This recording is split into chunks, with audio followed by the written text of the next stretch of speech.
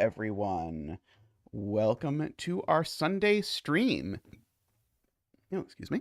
And today we have an IcyFruit puzzle. Now, I am told I am meant to be afraid of IcyFruit puzzles, so I am afraid of this puzzle. But we shall see how it goes. In terms of announcements, I have my ongoing Let's Plays. I have recorded some of my Invitation to Puzzles series that I've been promising for a bit. If you have any invitation puzzles you'd like to suggest or like to add, that would be appreciated. There's a link over on the Discord where you can submit them. I'm looking for stuff that's like really in the this could be the first puzzle of this type someone solves level of difficulty, like someone's first killer or first Matthew or whatever, something along those lines. So if you want to submit anything over there, by all means. But I have recorded some of these. All right, so let us get going. IcyFruit has not specified that we can't do their puzzles, Isaiah. They're welcome to do so if they would like, but they have not specified as such. All right, so we have normal Sudoku rules. We need to divide the grid into 4 orthogonally connected sections, such that each section shares an edge with every other section, and no 2x2 is occupied entirely by one section. At some point, Isaiah, we switched from we ask permission to we let you opt out of me streaming your puzzles list, because the list of permission became impossibly long. And the list of people who'd prefer we not stream their puzzles is much shorter. So basically we just sort of went with that. There's a couple people also who it's sort of like public knowledge don't like their puzzles streamed. And so I do not stream their puzzles. I don't know if IcyFruit is on this list, but I know IcyFruit is on CTC, so I assume they are not too offended by it. Okay, so cells on the same line belong to the same section. Each section has a different constraint, which all of its lines must obey. The constraints for each section are Renban, Palindrome, German Whisper, and Region Sum. Okay. Do we know? Okay, it says divide it into 4. I'm trying to see if this is claiming that the sections are none empty or not. Because there aren't very many that could be palindromes, but there are a few. But I don't know that any have to be palindromes based on the wording. Let's see. The no 2x2 rule is potentially interesting, because this is something. I'm probably going to just start with kind of neutral colors. Let's see. Where do I want to start, actually? Maybe it's not there. Oh, okay. Each section shares an edge with every other section. Okay, that is a good way to say that these things are not that. Okay, now I can just try marking what all of these things could be and see if that is useful. It sounds kind of painful. But for example, this can only be a Renban or a German Whisper, for example. And likewise, this can only be a Renban or a German Whisper. Region sum would be too big. The sum for this to be a thing, and a palindrome is, of course, not possible either.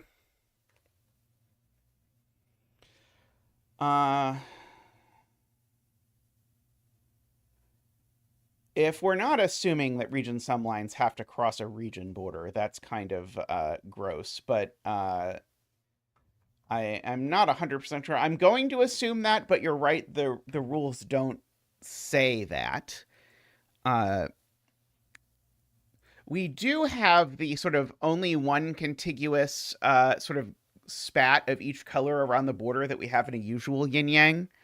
So we do have to sort of think about, like, basically, if there's purple over here, all the purple is connected to it.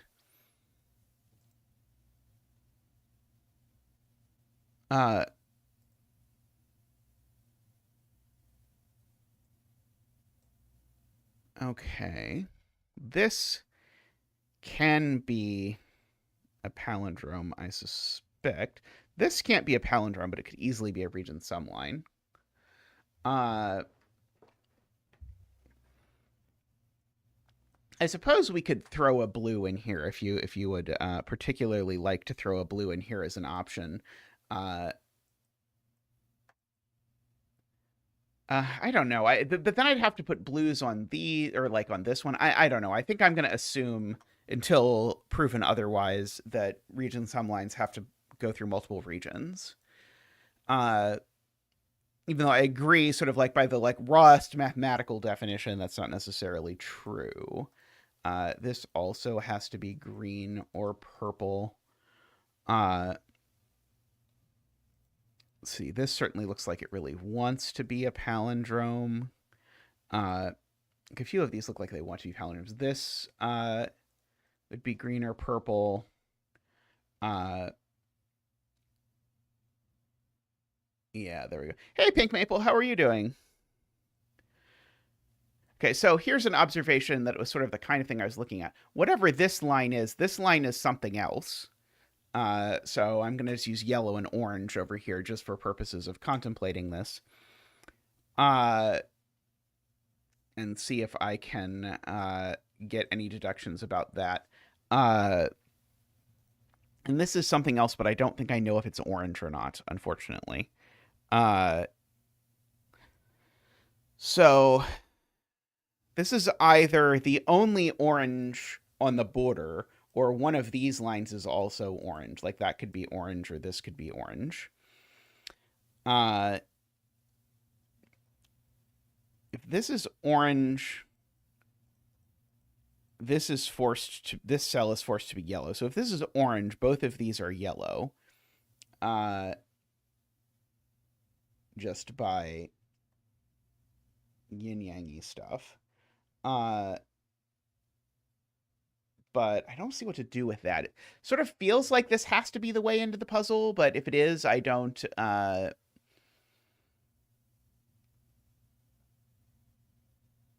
see it yet. But that at least that sort of cluster at least has two different things in it. And the problem really is, could this be orange? And I think it could be orange. I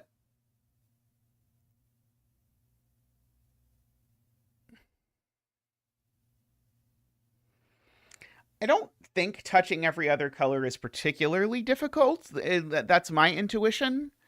There's only 3 other colors to touch. And it could easily say, just touch one here, and yellow here, and that would be fine. Hey, Laura.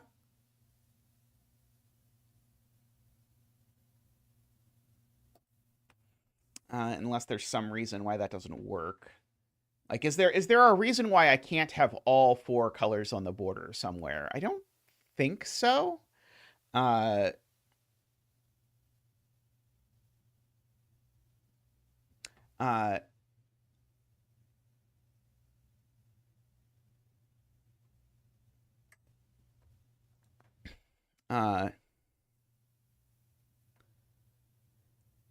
Yeah, I was curious if that was going to put some sort of global connectedness constraint.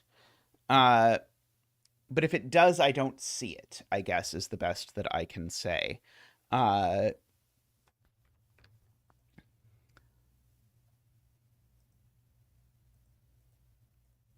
Yeah, I'm trying to look for these sorts of things.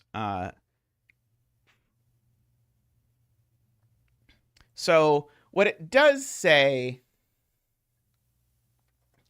So we still can't have checkerboards. like two colors sort of doing a.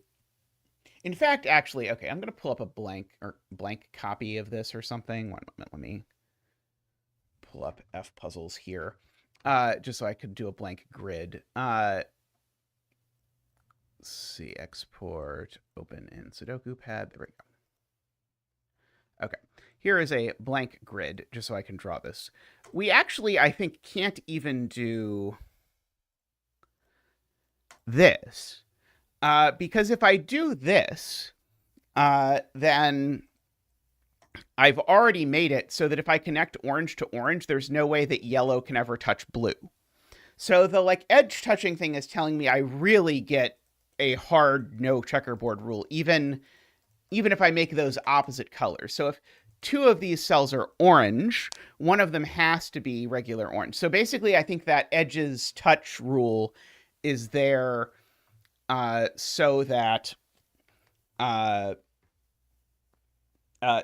you can maintain that. And so I think that means this line has to be orange, because if this line is not orange, then it's some other color, and now this line has to be the same color as that color by the no checkerboard, but that has 2x2s all over the place. So this line is definitely orange. Keep in mind, I don't know that orange isn't this color. Or I guess I do know that orange isn't that color. Sorry, I do know orange isn't that color. So we can at least sort of creep orange around here. And I know that orange isn't yellow. Maybe I should get rid of all of my colorings like this while I do this puzzle piece. I might regret it later. But this is something.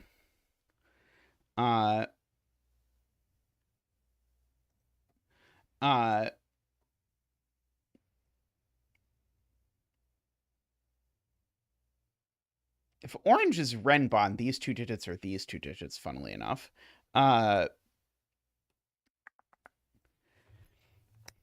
Let's see. Okay, so this line is either orange or all three of these are the same color by the same sort of diagonal point as before. I don't think this line being orange works, though. Oh, it just does. But then if this line is orange, the problem that I'm seeing, or the thing that is tricky, is that then, let me just draw it in. Now this certainly is an orange, but this needs to get out to touch yellow, so then blue is going to have to come out here, but that's okay because this can just be orange, and then I think everything is still hunky-dory for the moment, at least. So I think this can get away with being orange. And I also think this can get away with being orange in a similar capacity. Yeah,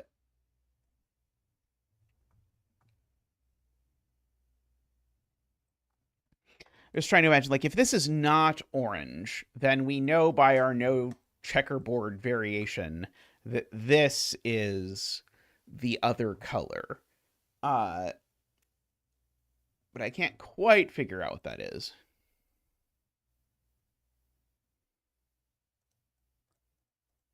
Would trap blue without touching yellow. If I make this orange, you mean?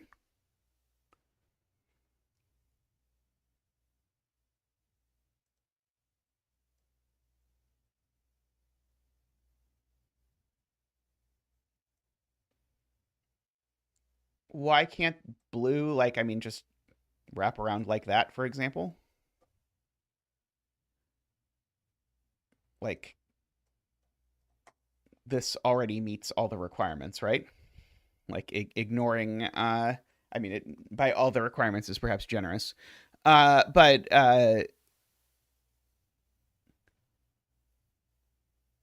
the other line makes a 2x2 or traps blue.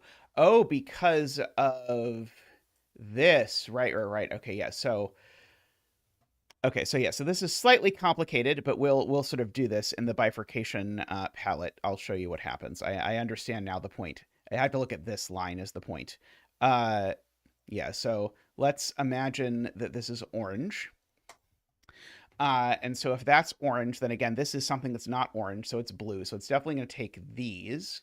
And so Martin's point is it also definitely therefore takes these. But now this cell is dead because it's either blue making a 2x2 or it's not blue creating something that doesn't touch orange and yellow and all of that. So this thing, whatever it is, it's not orange and it's not yellow. It is another color. We'll make it red, I guess. I'm trying to stick to colors that don't have preconceived notions as to what thing they are, but maybe that's bad because this is not the most diverse color palette, we'll say. So this is also red by our checkerboard pattern. And now I think we have the same problem if this is neither orange nor red. I think we run into Martin's same problem. If this isn't orange or red, then it's going to definitely end up hitting this line, at which point we've isolated something. So this is orange or red, and it's not orange, so it's red. Okay,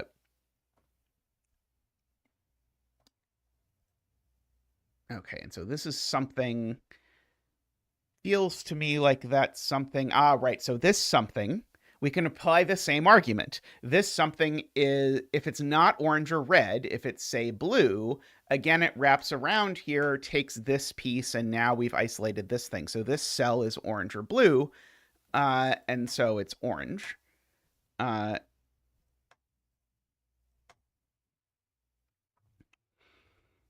So orange at least goes that far. But again, if...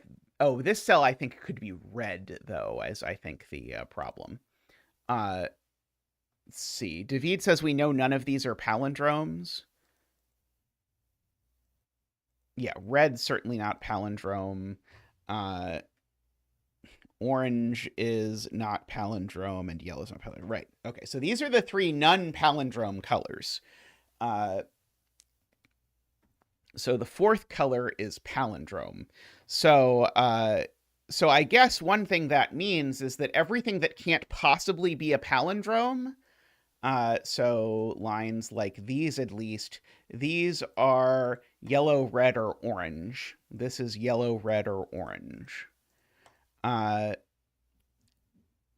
This line, I think, could be a palindrome. This line, I think, could be a palindrome. But all of these are yellow, red, or orange at the very least.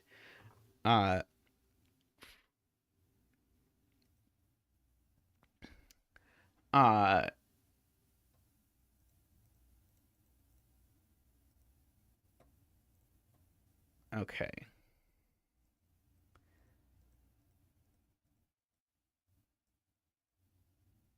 Oh, yellow already touches red. I was going to say if this is a palindrome, now yellow gets cut off, but yellow doesn't actually need to make it to the rest of the grid.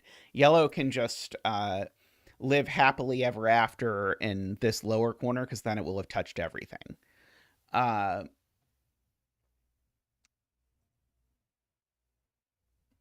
Okay, I do know that this is a non-red color.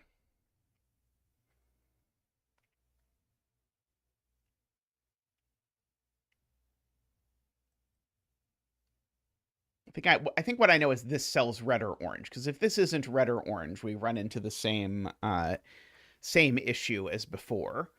So this cell I think I know is red or orange if I want to begin the descent into madness.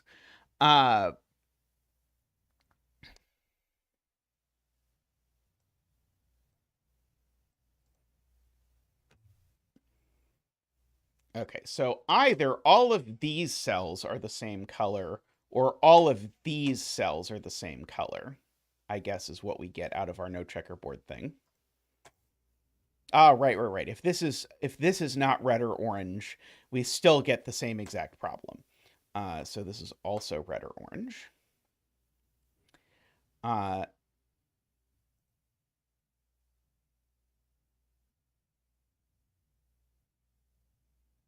Yeah, and this now can't be orange, and it can't be red either.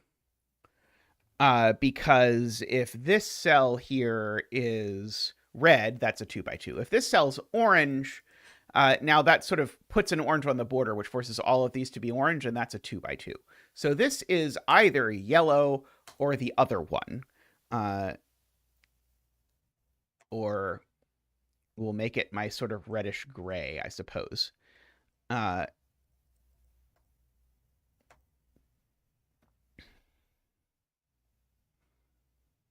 Okay, so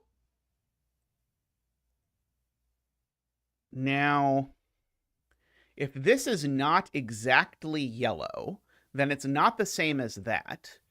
Oh, and I guess this gray, actually, I can even sort of say it's gray because it's palindrome, right? The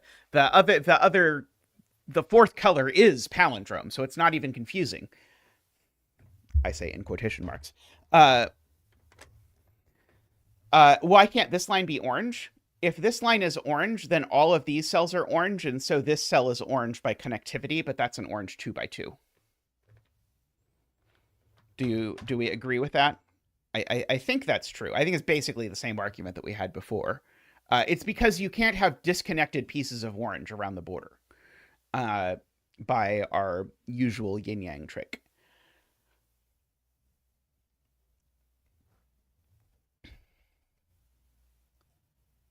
Okay, well, this definitely isn't orange then. I guess we know because of the... Oh, sorry. There's a case where this is orange. The case where this is orange is that orange actually wraps all the way around the border, all the way over to here. Oh, but that doesn't work. That doesn't work because there has to be a color change somewhere in these three cells. Because if these are all the same color, then that's a 2 by 2 right away. So this actually is definitely not orange because there's only one orange strip around the border. And the orange strip around the border can't extend this far in either direction. Okay, so now the question is, can these really be red? Because I don't know that red has touched the border here. These could both be orange, as far as I'm aware. If these are both red, then all of this mess is red, and this is some non-red color. Could potentially, maybe, possibly be orange. Yeah, this looks suspect. Would the gray-yellow line be trapped? Could it bend out through here? Because this could still be a palindrome, as best we're aware.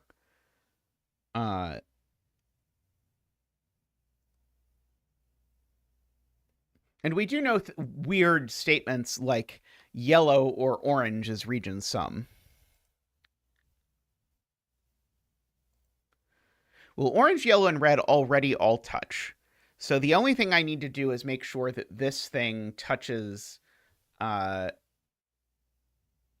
and orange. And it would touch orange here in that universe. It would either be yellow or it would just touch yellow by coming down here and making this a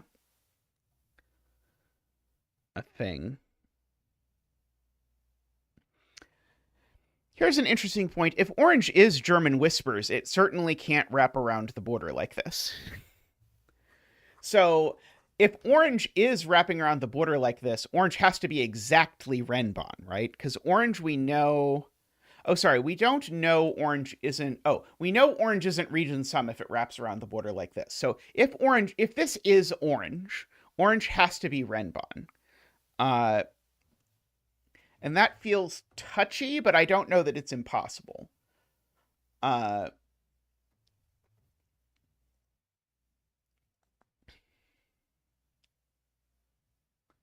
But actually, like, gray coming through here would make a lot of sense in terms of it would guarantee that you got all the sort of touchy-touchy that you wanted.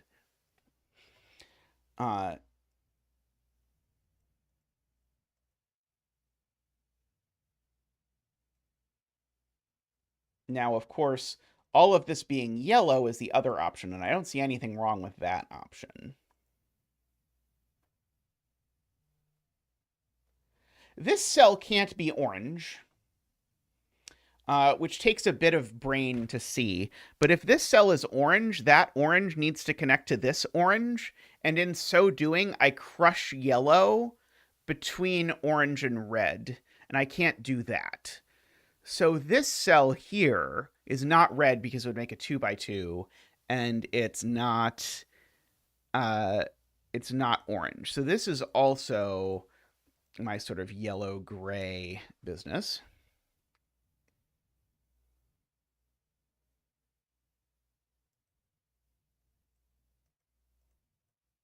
Can this line be red?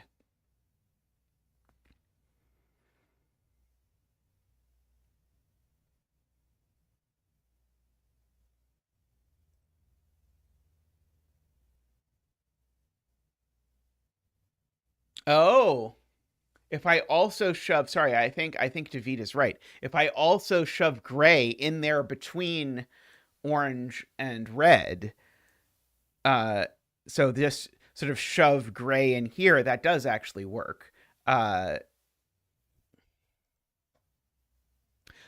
right, sorry. But then Martin has why that's not possible, because we know there's a line up here that would not be part of that. So David has the your argument doesn't work point, and then Martin has yes, but your argument can be modified so that it does work.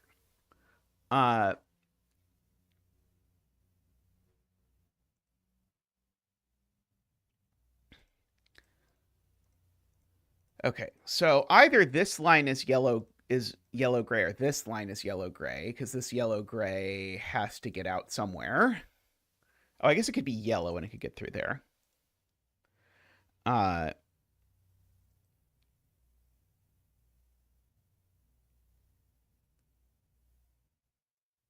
Okay, is there something wrong with this being orange? I would love there to be something wrong with this being orange, which would mean that this was Renbon, and all of these things were Renbon as well. So if orange is Renbon, just for the record, none of these are 5, so one of these two is 5. And then this would need a 5, and so the 5 would go exactly here. But I don't see any problem with that world immediately. Unless I can extend that, but I can't extend it. Actually, no, sorry. This roundabout's only length 5, right? Right. This is only length 5.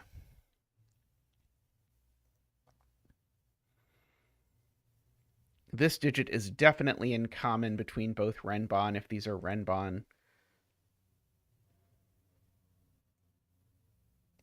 And I don't know these aren't region sum lines either.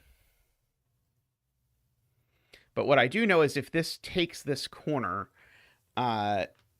then these things are both yellow, and orange is definitely Renbon. That's when I know that orange is Renbon, because then orange can't be German whispers anymore.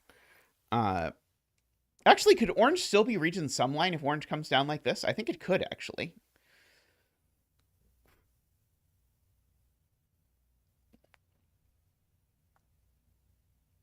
I think I could actually region sum line all the way around the grid like that. Okay. What else can we say? By the way, happy stream 350 to everyone. That exciting hallmark. Oops. I wanted these to be the same yellow-gray, but I don't think I know that they are.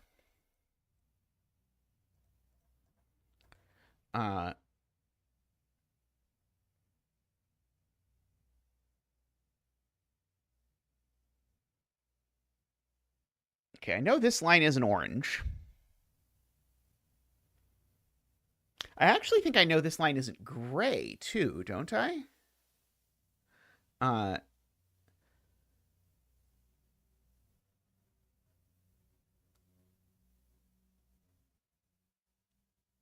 Oh, maybe not. If this line is gray, it makes all this mess yellow, but that seems fine. Uh,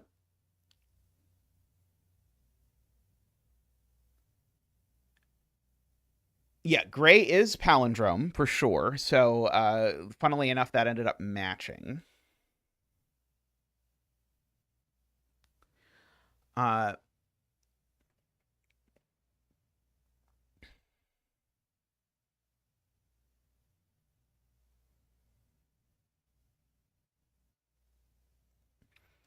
but I don't quite see what to do with it. Maybe I'm supposed to think about this line some more. Like, am I supposed to ask, can this line really be gray?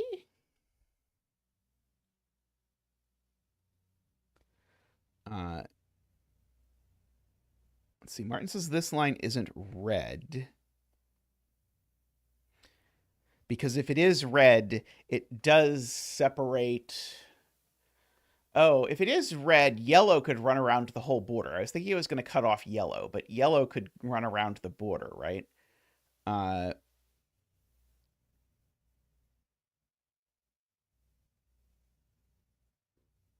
right. Yep. So, yeah, so if this is red, Martin's absolutely right. If this is red, now that's not red, but by our diagonal trick, that is red, and now there's a 2x2. So this is not red.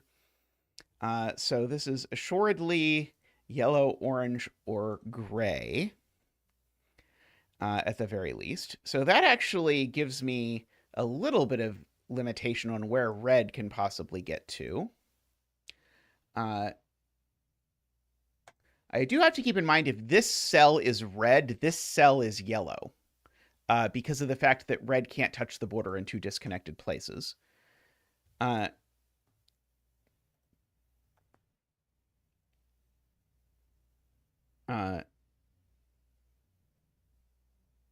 Right. This is also that same yellow, orange, gray color.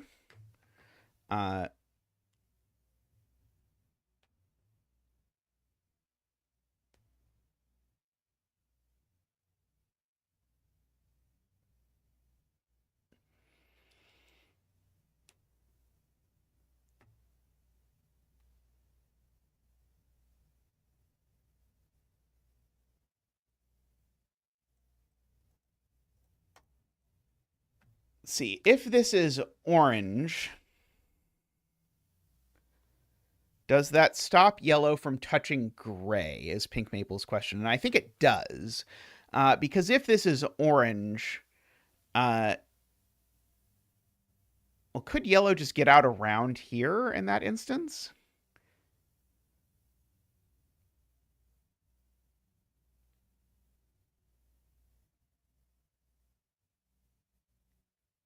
Oh.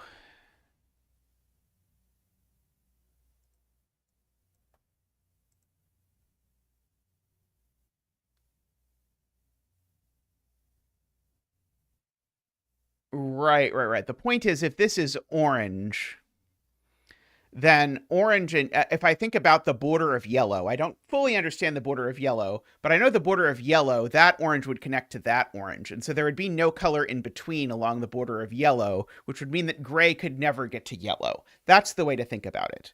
So yeah, so this is, well, at least it's the way to think about it that makes my brain most at peace. Uh,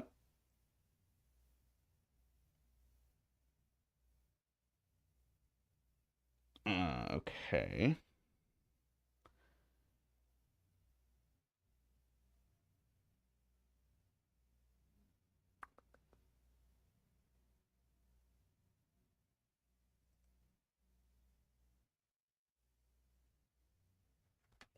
Oh, is this?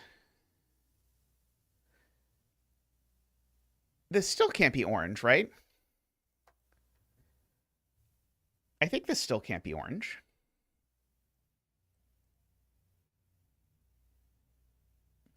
Uh, but it could be that this is a different color than that. Uh, yeah, it could be a different yellow gray. I agree. I mean, I'm not doing the slash to indicate these are like these are all colored the same, but they're not all the same, right? But yeah, I agree. This is a potential point of confusion, but these could be different. Uh,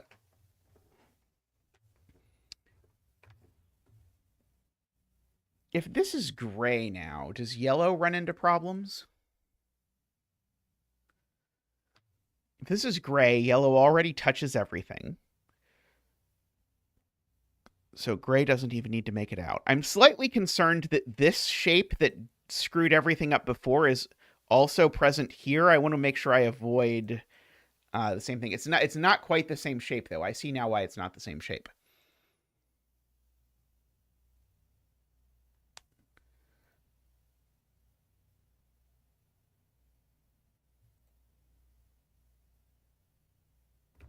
Oh, yeah, orange can sneak here to get to gray, if gray is over there.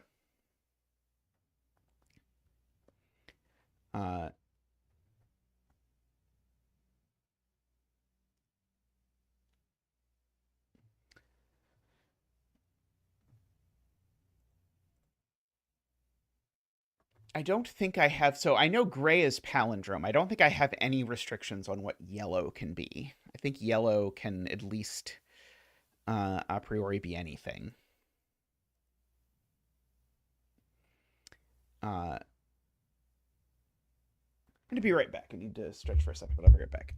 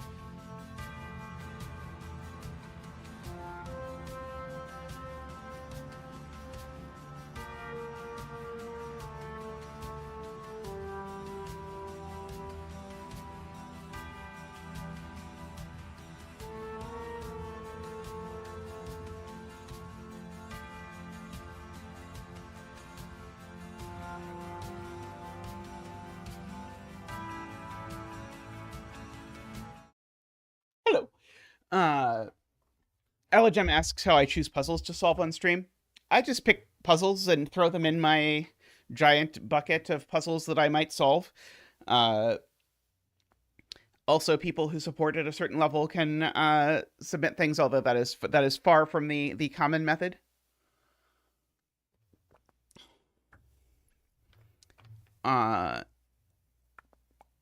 I mean, these two aren't the same color as this. Because that would make a 2x2. I wonder if that's interesting. So if these are yellow-gray, then it's the opposite yellow-gray of this one. Does that break somehow?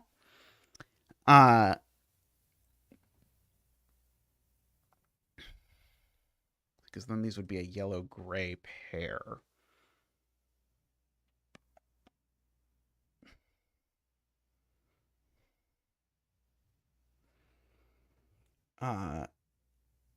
But yellow would get out through one of these. I think I know one of these two is yellow, unless yellow is very small, which I guess I don't know that yellow isn't very small. Uh,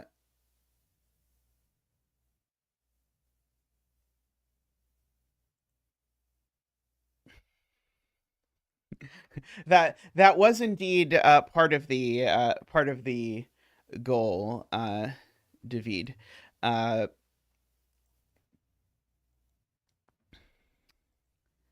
ba-da-ba-da. Now, I will say, Alajam, I do have a couple places where people can submit puzzles. So one of the places is 6x6s that I do at the end of stream. I accept blanket submissions for that.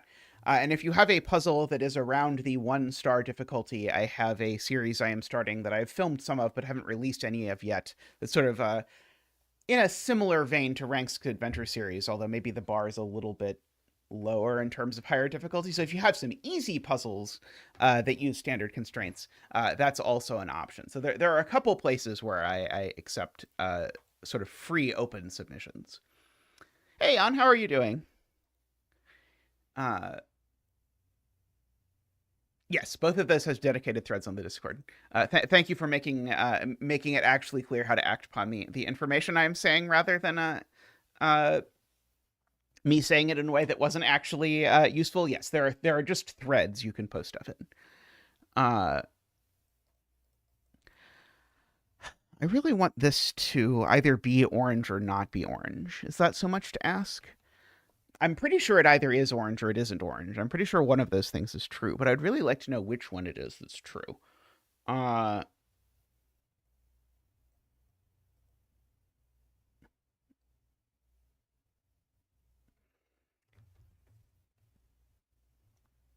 so close. Let's see. And maybe I should be thinking about what lines can be what again. Is like the only lines that can be gray are, I guess, the ones that could be a palindrome. Can this really be a palindrome? Is there something wrong with this being a palindrome? I don't think there's anything wrong with this being a palindrome. Uh, that cell would be that cell. That cell would be that cell. That all looks fine to me. Uh,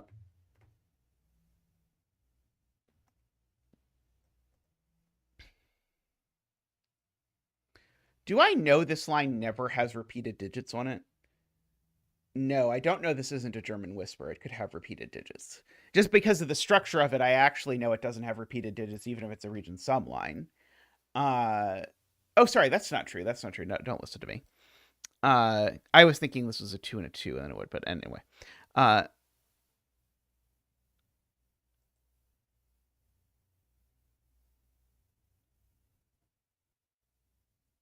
see. Laura says if this is yellow, then row 7, column 4 is likely orange or gray. Yeah, if this is yellow, we're going to have forced gray to exist either only down here or only up here. Now, I don't know which one it would be, but we will have forced gray into one of those areas.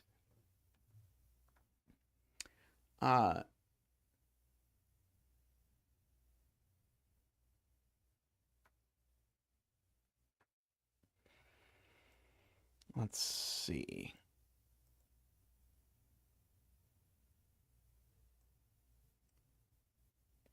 And one of these three is region sum lines, and it's probably not red, because red is in a box by itself. So red can only be German Whisper or Renbon. But both of those are so flexible. Yeah, I don't hate that, actually, as a suggestion. We can sort of start drawing in a border.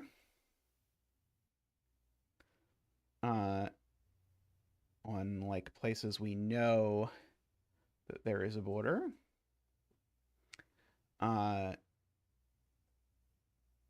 Like that. These we know are in different regions because otherwise there would be a 2 by 2 these we know are in different regions, which means that has that consequence as well.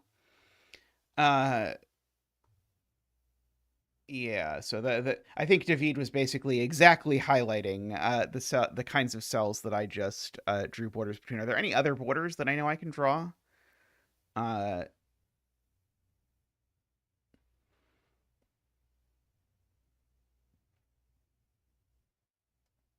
can these all be the same? I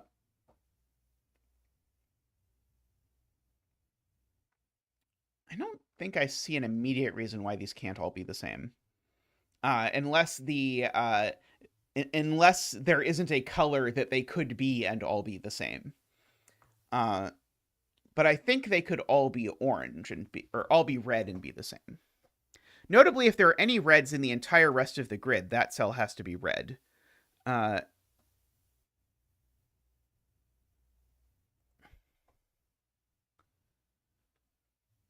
Okay, let's see. Martin says if this line is red, then row 3, column 6 is also red.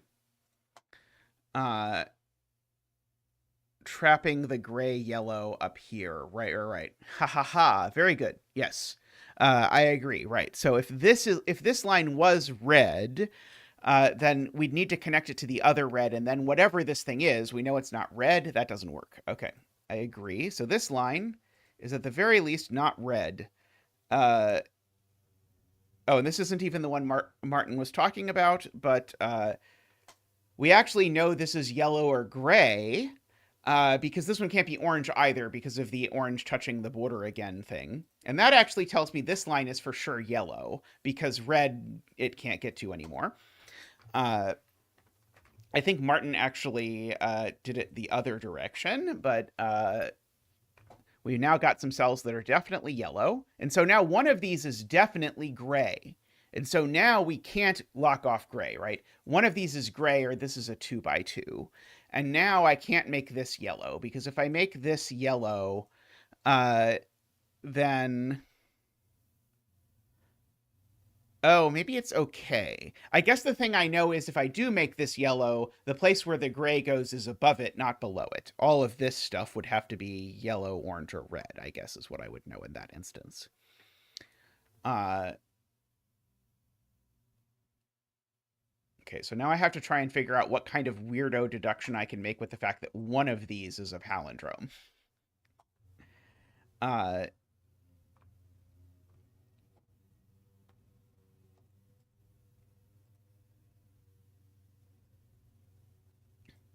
Yeah. Now the furthest red can get now, Martin points out, is here, because the entire rest of it is trapped, and so none of this stuff is red.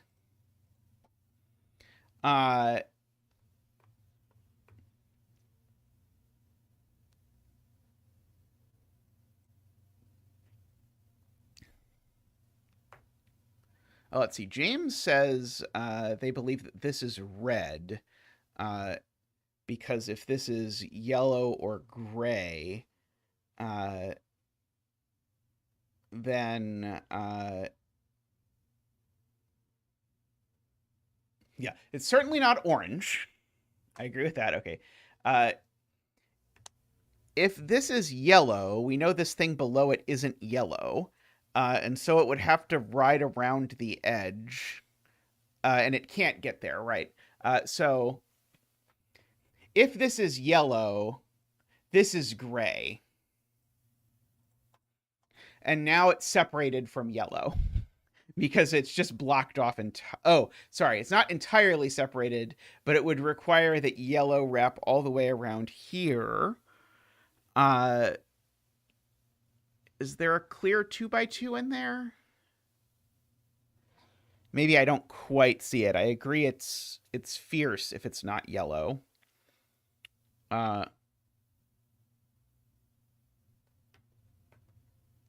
Problem with the line it has to go through to get there. Oh, this line would become yellow. And this line would become yellow. Ah, right. Okay, yeah. So in the process of, if this is yellow, in the process of yellow connecting, it has to connect to both of these, making all of these cells yellow, but that creates 2x2s all over the place. So this is in fact red, which is nice because it immediately makes those things red. And now, well, red isn't done quite, but red is close. This can't be gray anymore because if it's gray, it's trapped now. So this is yellow. If it's gray, it's trapped because I know that it doesn't touch orange. Oh, maybe it does actually. Sorry. Maybe gray is just this little line. I think that's actually annoyingly plausible, that gray is only these three cells.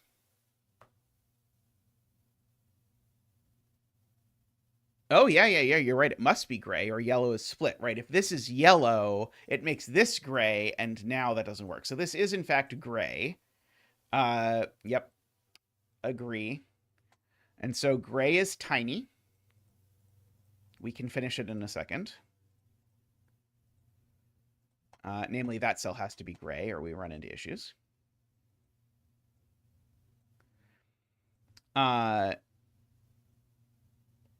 Oh, so now we need orange over here. If this line is an orange, now we have problems because if this line was an orange, then we would force the whole yellow problem over here. So in fact, actually, all of this stuff is orange, which means this is also orange.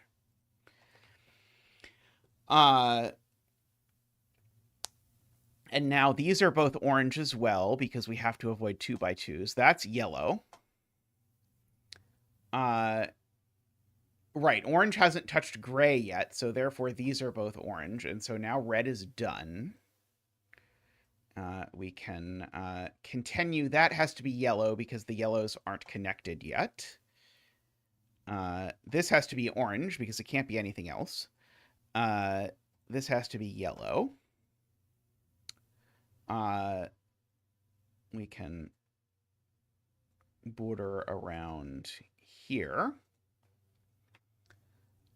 This is orange because there's nothing else that can get to it. And so now this is yellow to avoid a 2x2, and there's nothing else that can get to it. And now this is yellow because of the 2x2, so this is yellow. Okay. Admittedly, that's kind of disappointing because we did all of this without really thinking about what the lines meant at any point. But on the other hand, we do have our thing. Like, it sort of feels like that was kind of the puzzle, and now we've just got to kind of solve another puzzle, even though it's not really going to do anything. Okay, so orange now is definitely Renbon. It can't be German Whispers because it definitely has a 5 on it somewhere in column 1. It can't be Palindrome for lots of reasons. And region sum line doesn't work because of this long one over here in column 9. So this is now Renbon. And so now one of these is German Whispers and one of them is region sum lines. And so probably this one is not the one that's region sum lines. And if you want a real proof of that that doesn't assume that you can't have a region sum line only in one box, then you can just note that this doesn't work with a region sum line. So this is German Whispers. Hey, Mekti, how are you doing? And now yellow is region sum lines. So we can color our thing. Oh, there is a region sum line in a single region. Crazy. Okay.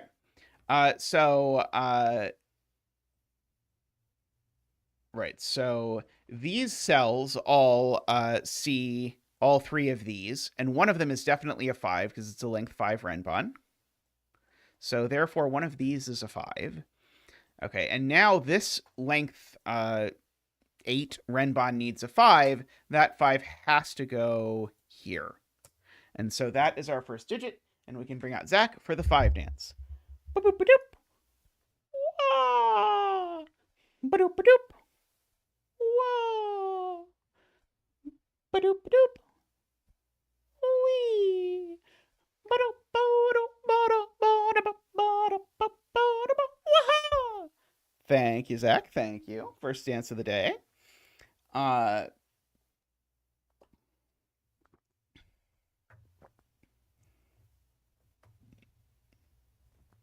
okay, we certainly have, this is a 6, 7, 8, 9. These are 1, 2, 3, 4, 5, 6 for what it's worth. Uh,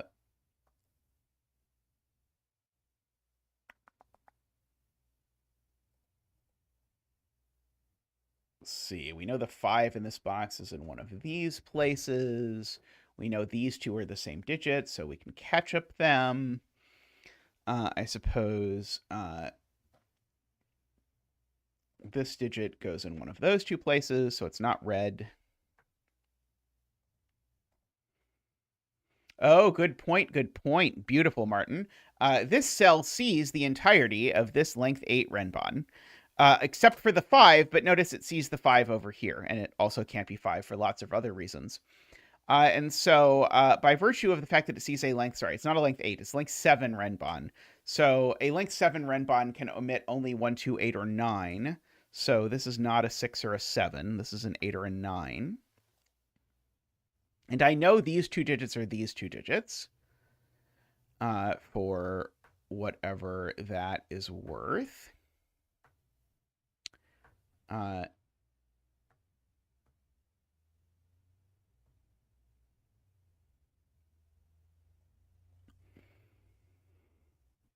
Right. These cells also see that. So these are 1, 2, 8, 9, and 5. Right. The renbon definitely doesn't contain a 9. That's a good point. This one, the long one, definitely doesn't contain a 5. Or sorry, definitely doesn't contain a 9. Sorry, brain. Oh,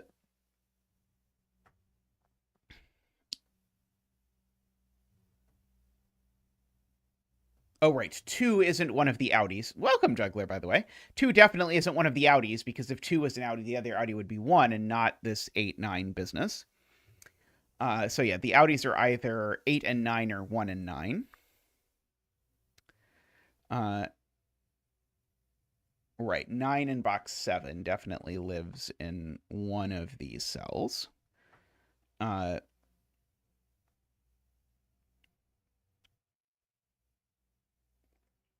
this cell, by the way, and this cell are the same cell. They're not red. They're not red circle, and this digit is also at least 6, 7, 8, 9. These are also from 1, 2, 3, 4, 5, 6. That one's not a 5.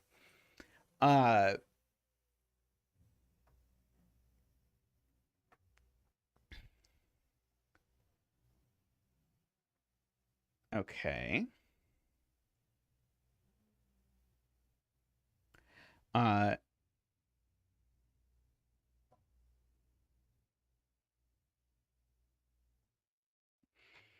Oh, right. This sees most, but not all of this renbon. So this has to be, I think, semi-extreme. Because if this contained, like, this sees all but one digit of this, I guess.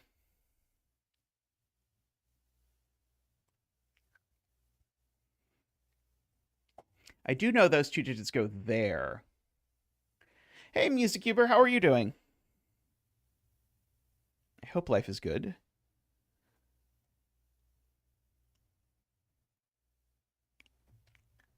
Yeah, at least one of these doesn't show up on the renbon, so yeah, it is 1, 2, 3, or 7, 8, 9. I agree.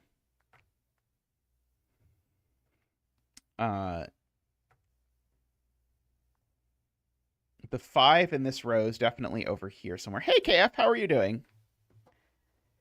Welcome, by the way. I'm not sure I've seen your name around before, but welcome to the craziness that we are currently in the middle of. Oh, right, because we know a tiny bit about this, right? We know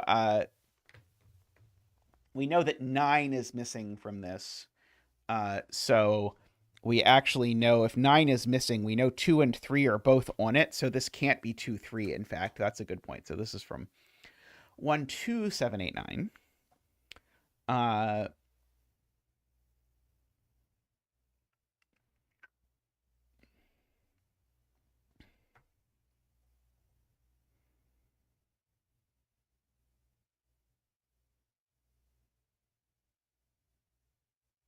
see. Red circle is over here somewhere.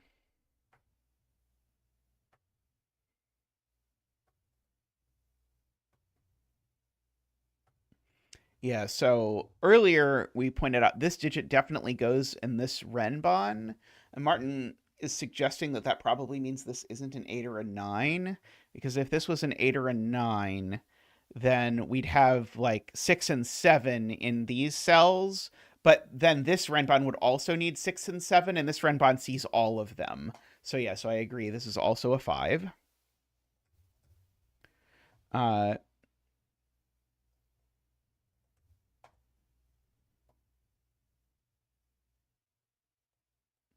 It is true. This contains both digits that aren't on the renbon. Uh,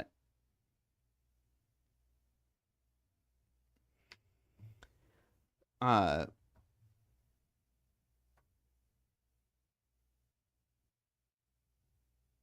so it definitely contains an 8.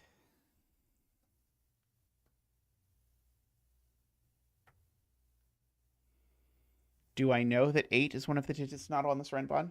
I don't think I know that yet, do I? I think that it's a 1 or an 8, I guess.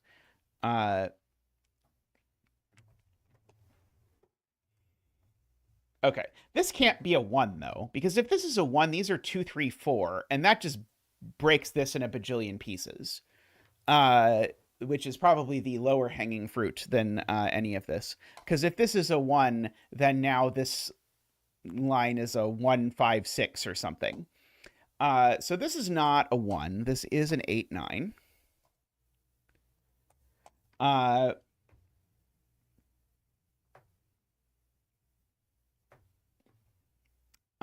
So now it is 8 and 9 that are missing from this renbon.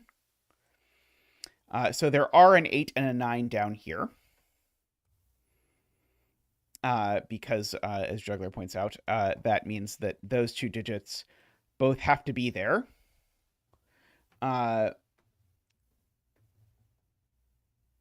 Because we see we see 6 different digits on this renbon. So the 6 digits we see on the renbon, it's the other 3 digits that go here, which is convenient because it makes X not 8 or 9, which then makes these not 5 or 6, because now the sum is actually quite small.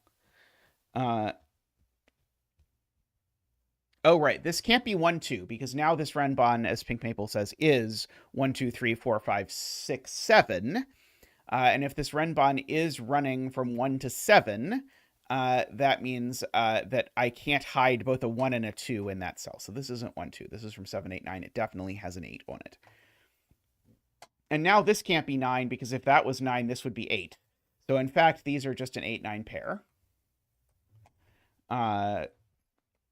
Tragic.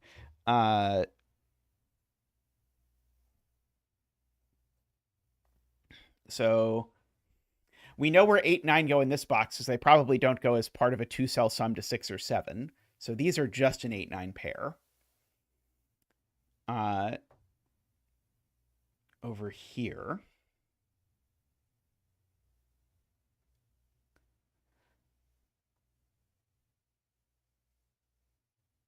Okay. If this is a 6, then these are 2, 4. It doesn't work. It doesn't work.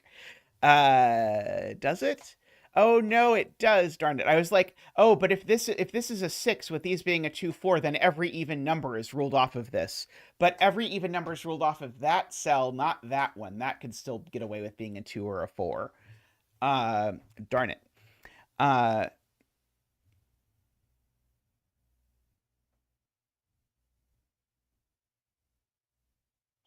So sad. I was very excited for that deduction. Because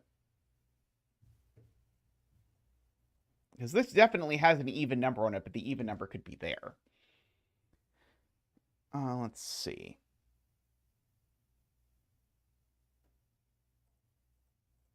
Unfortunately, I don't think I know really anything about these other than neither of them are 5. And that they're at most 6 for sure. Let's see, James says this number is the same as this number? I'm trying to understand why.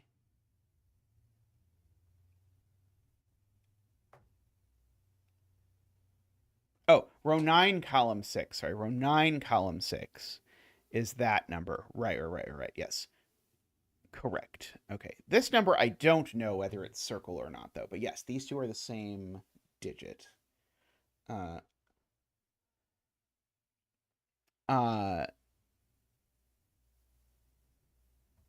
problem. I flip it around all the time, so if you'd written it backwards, I might have read it the right way. It could still be red circle, though, so that's why I don't want to do it, but it is the same as that. Yeah, I mean, technically, the red circle is just recording the fact that this thing is a palindrome, so I can just make this red circle instead, and maybe that is a better use of my limited circling technology. I do know a little bit about red circle, because red circle sees the entirety of this Renbon that has an 8 or a 9 on it. So red circle is not 6, 7, or 8, or 9. So this is, or 5. So this is actually only able to be 1, 2, 3, 4, for what it's worth. Just because of the fact that it sees all of those digits over here. And in fact, actually, there can't be a 6 in this sum, because this definitely, again, has a 6 on it, as well as a 7. And so, therefore, this Renbon doesn't have a 6 in it at all. And so, therefore, this Renbon is just 1, 2, 3, 4, 5 for what it is worth. So, therefore, these are certainly from 6, 7, 8, 9 because they see all of 1, 2, 3, 4, 5, which makes this a 6, 7, 8, 9 quadruple, which means this is also from 1, 2, 3, 4, 5, and it's not 5. So we've got that. Okay, this digit's now high because it's the last 6, 7, 8, 9. So this is an 8, 9. And so now this digit is high, and that digit is high. These digits are low. Oh, that's a 1, 2, 3, 4 quadruple in this box, funnily enough, which makes this a 6, 7, 8, 9, which makes this a 1, 2, 3, 4, just for thingy things. This can't be a 4 because it would make those double 9. If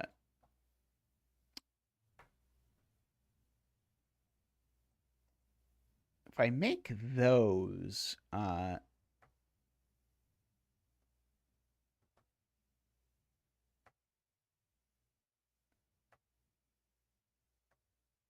Oh, right. 1 and 2 we know are in the sum, right? Because we know the sum here is...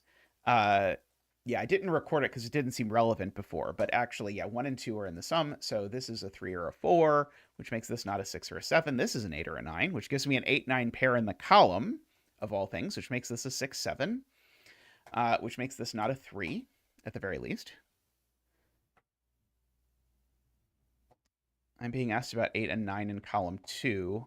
One of them is here, because I can only put one of them on here. And one of them is there. Okay, so that's sort of a virtual 1, 2, 3, 4 quadruple in here, because one of these is from 1, 2, 3, 4.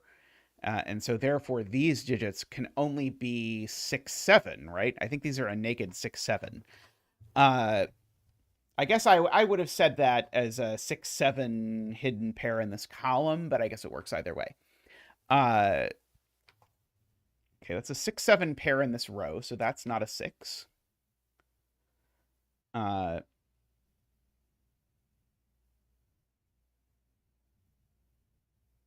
We know one of these cells is a 6-7 because these two cells go in these two cells. Okay, so because of that, in a ridiculous way, I know that's not a 6. Because these two cells are these two cells. And so therefore, that 6-7 is here, and therefore this cell sees a 6-7 pair in a perverse way because it can't be that cell and it can't be in that. So that's not a 6.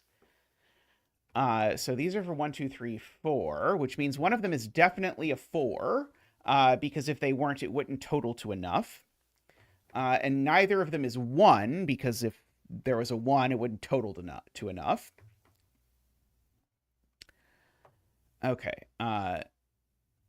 Oh, this 6-7, by the way, is there. I could mark that way.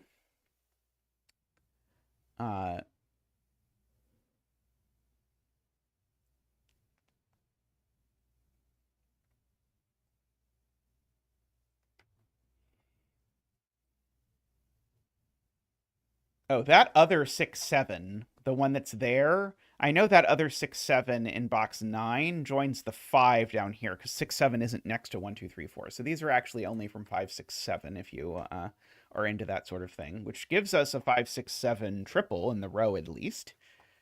So that means everything else in this row is from 1, 2, 3, 4. And that one's not a 4. Oh, it's not a 5 either anymore, because we said we needed... Oh, the thing I said was wrong. Sorry.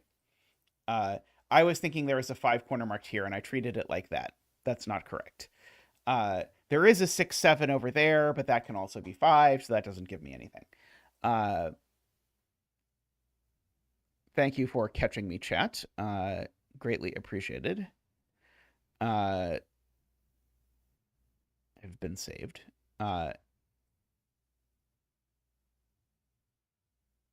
X in box 9 is here. Very good. So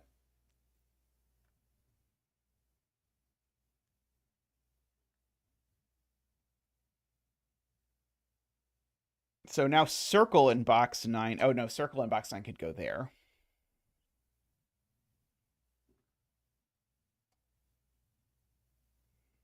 Right. James is pointing out that in column 1, the 5 is over here. And if the 5 is over here in column 1, this can't be a 5.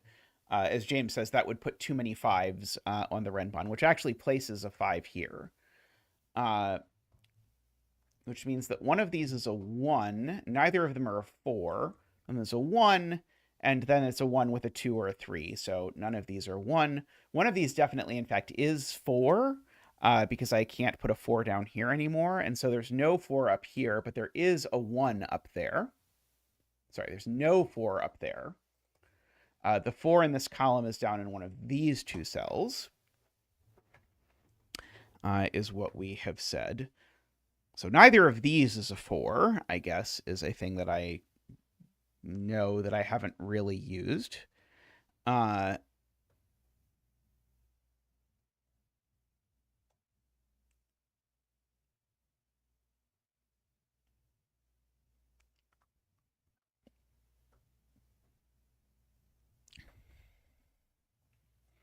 Yeah.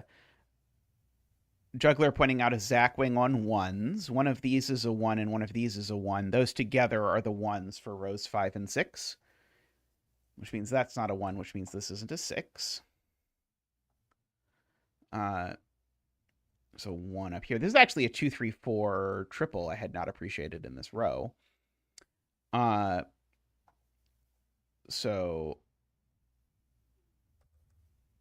these are from 5, 6, 7, 8, 9. These could be 1 over here, I guess. And I don't feel like marking that. Never mind.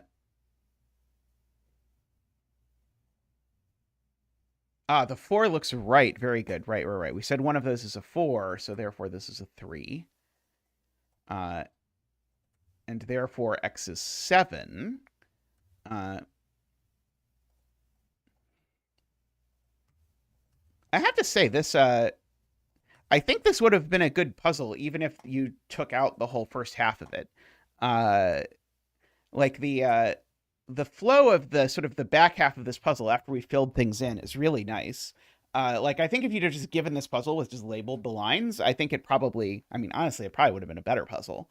But certainly would have been very good. Like it's a little weird how the sort of the halves are sort of completely disconnected, but I guess some people are into that kind of thing. But the fact that the first half exists and then the second half is a really good puzzle is very impressive, because that is hard to do. Yes. So now, because of that 2, Todd points out, gets rid of that. So now that total is 9. So we can fill in the 9 and the 8, and the 8 there, and the 9 there. These aren't 8. That one's not 9. That one, 3, looks up here. So that's a sort of virtual 2-4 pair, I suppose. Oh, 7 is known as 3 plus 4. That is so true. So true.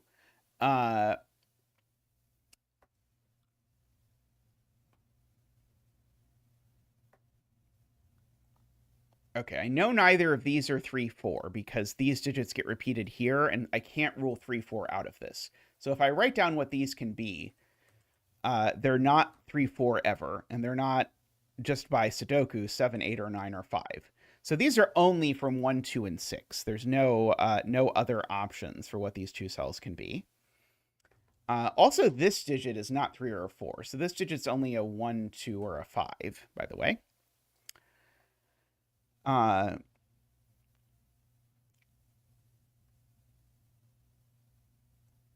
but we know one of these is 6, right? We've mentioned that before. And so this digit here is a 1 or a 2, because remember, these two digits in this box go here. So there is my 1, 2. It's the other 1, 2, 3, 4. Let's see. I'm being encouraged to tidy up a box 1 because I have removed 2 from this. So now these are 1, 3, 5, just as a triple, which removes 1, 3 over here. So these are 2, 4, which in fact makes that a 1, which makes these a 1, 6 over here. Does mean there's a 1 down here somewhere for what it's worth. These numbers are 2, 3, 4, I think. Oh, well, that one's not 3 or 4 because that 3, 4 goes there in this row. And so that makes this for sure, if it's not 3, 4, and it's not 1 or any of these other things, this is just a 2, I believe. Now, this claims it sees a 3 somewhere. It sees the 3 up there. So this is, in fact, a 4, which makes that a 3 and that a 4. Makes that a 3. Makes that a 1 and a 3. This digit is not a 1 or a 4. So this is not a 5. It's a 1, which makes circle a 2. Can get rid of all of that stuff now. This is now known. It is a 3. Okay, so this is not a 2. This isn't a 4. This isn't a 1. Got all of that. I'm going to just get rid of the corner marks because they are bothering me. Let's see. We've got an 8, 9 pair in this column for what it is worth.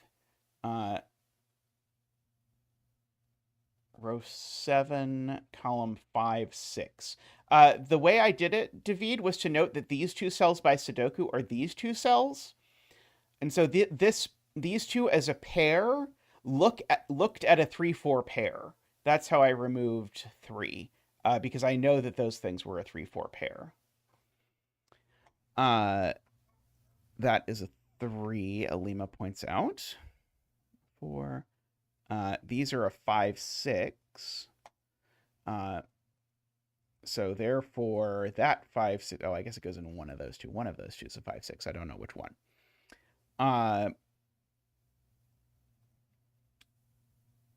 2, 4, sure. Okay, well, this one's definitely not a 4, for what it's worth. If this is a 2, this digit is only a 7. And otherwise, this digit is low, in which case this digit is a 2 or a 4.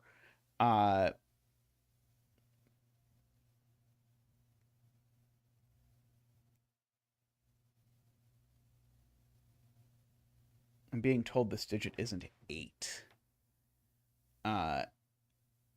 Because if this is an 8, I put a 2, 4 pair next to it. Yes, okay, yes, I agree. So this is not an 8. It's not a 7 either. So this is a 2 or a 9.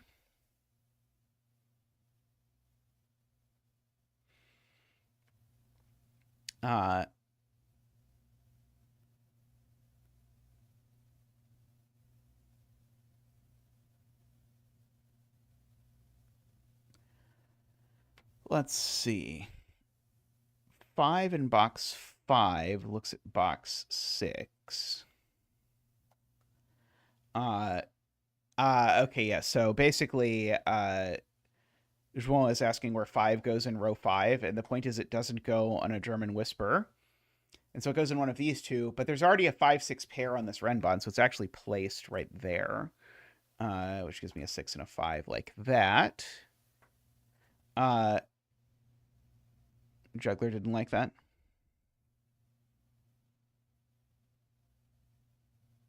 Oh, row 5, column 4 isn't a German whisper. You're right. Very sad. Very sad. Oh, but it does see 5. Okay, good. We have been saved. Right. It's not a German whisper, but it does see 5 by Sudoku. So the 5 gets placed here, but for more banal reasons.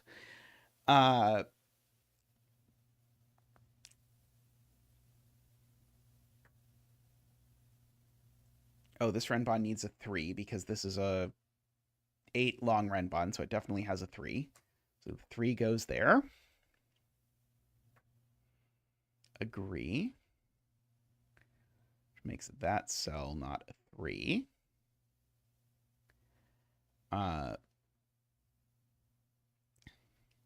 Let's see. What is this quad that I have left? These are 5, 6, 5, 6, 8, 9.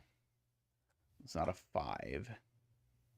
Okay, this cell is the same as this one. So this cell is also 5, 6, 8, 9. But whatever this digit is, it goes down here. And none of those cells can be a 6. So this can't, in fact, be a 6. So this is only 5, 8, or 9.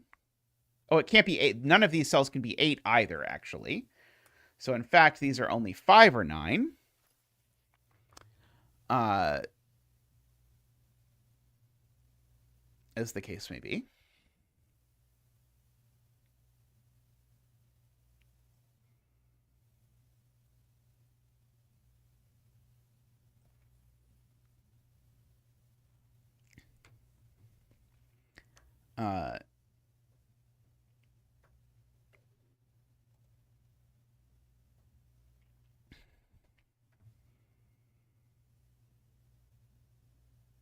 Row 4, column 7 has to be 6 because of the machinations of the long Renbon.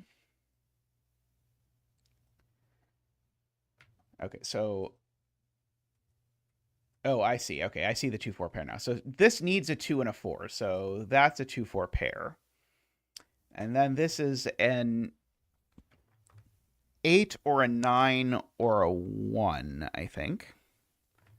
I don't think I could say anything more than that.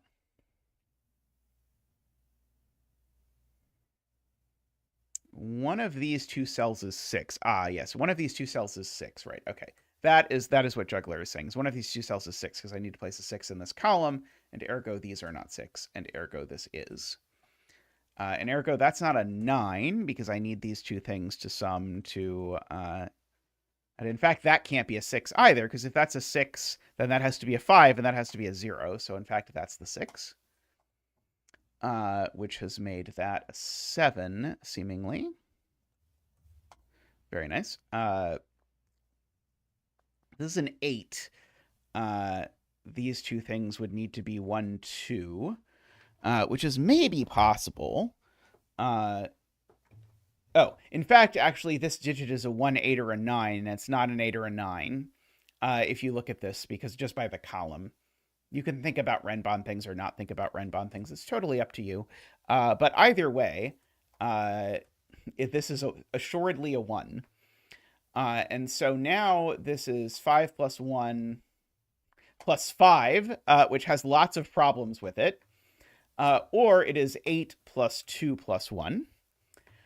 So that is a 9, that is a 2, so that is a 7 and a 1 and a 5 and a 5 and a 9.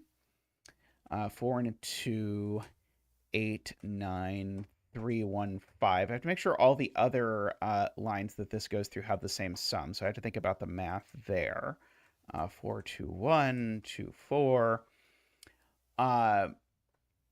Okay, and so now we can mark the rest of the grid, and I think everything will fall into place.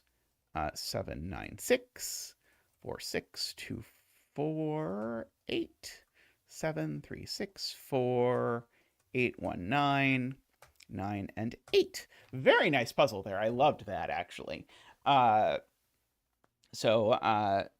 Very nice, worthy contribution for a first IcyFruit puzzle. For what it's worth, I think I would have rated it even more highly if it had just been, hey, here are these lines in this puzzle, go wild. But the beginning part was perfectly enjoyable.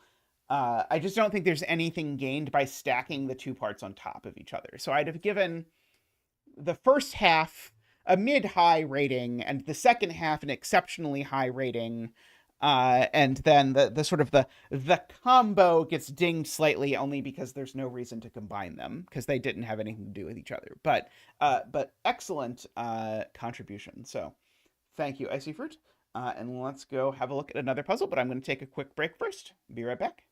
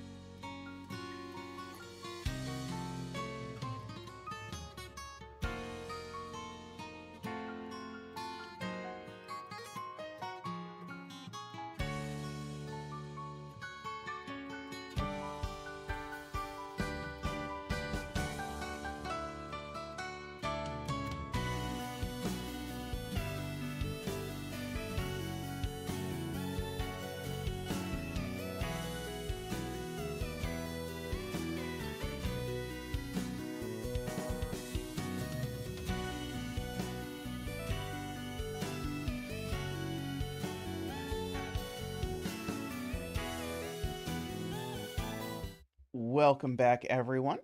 We have a tall cat puzzle that it seems somehow I have not done. That is going to require some redoing. By the way, I forgot to read the names of the people who voted for the thing. Yeah, you were definitely well vindicated for that, David. Definitely good call. Let's see. That fact will definitely now loom large in my head every time I do an IcyFruit puzzle in the future, because it puts them on my psychopath list of people who will do things like that I have to worry about, along with like Demano and Andrew Sarkis and a few others of the that I would anticipate that sort of thing from. Okay. But the people who voted for the last puzzle, because we started with the puzzle that was most voted for, but then I didn't actually say that we did that. The people who voted for it were David, Russ, David, Josh, Nell, and Luda. So thank you so much for your support. And I saw several of you in chat so far.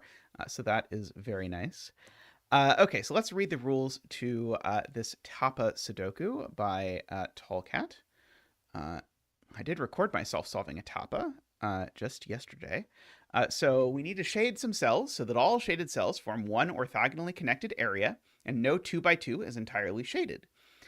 Circled cells cannot be shaded and contain a digit including the length of the connected, or indicating the length of the connected group of shaded cells in its up to 8 surrounding cells. So just to be clear about that, if I shaded these, that would be a 7. Ooh, João has gifted 5 memberships. Let's see who gets them. So Juggler, Ilm, Oddly Even, David, and Vicky have all gotten gift memberships. Let's get a donation dance. Boop, boop, boop, boop, boop, boop, ba-doop, ba-doop, boop, boop, ba-doop, ba-doop, boop, boop. Woohoo! Boop, boop, ba-doop, boop, boop, ba-doop. Woohoo! Boop-doop, ba-doop, boop-doop, ba-doop. Woohoo! Ba-ba-da-ba-da-ba-da-ba-da-ba-da-ba. Woohoo! Thank you, Zach. Huge thank you, Joel. Enjoy your memberships, everyone. You can spam your fancy little Zach emotes. By the way, my shaded cells will be yellow, by the way. So this would be a 7. Now, normally in a Tapa, you get clues that will tell you something like this, where it'd be like a 3,3. But we don't get that today.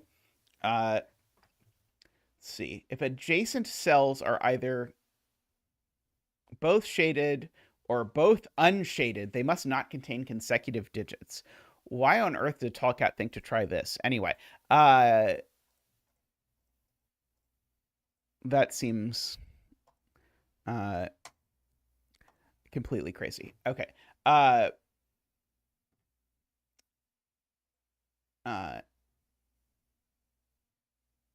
Okay, I'm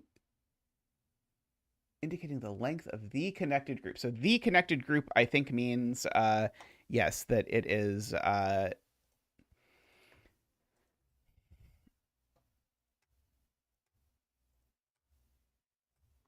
it is only one. Okay, these two are definitely both shaded, because in order to shade 2 contiguous cells around the outside, I have to do that. And now this number is a 4 or a 5, and in order to shade 4 or 5 consecutive cells, I have to shade all of those. Okay, sorry. And the shaded sums, clues outside the grid indicate the sum of the digits in shaded cells in the row or column. Oh boy. So if I get at most one more shaded cell in this row, because I'm already at 5, 6 would be the maximum. Oh, this is also 4 or 5, right? Very good. Thank you. I didn't notice that similar thing going on.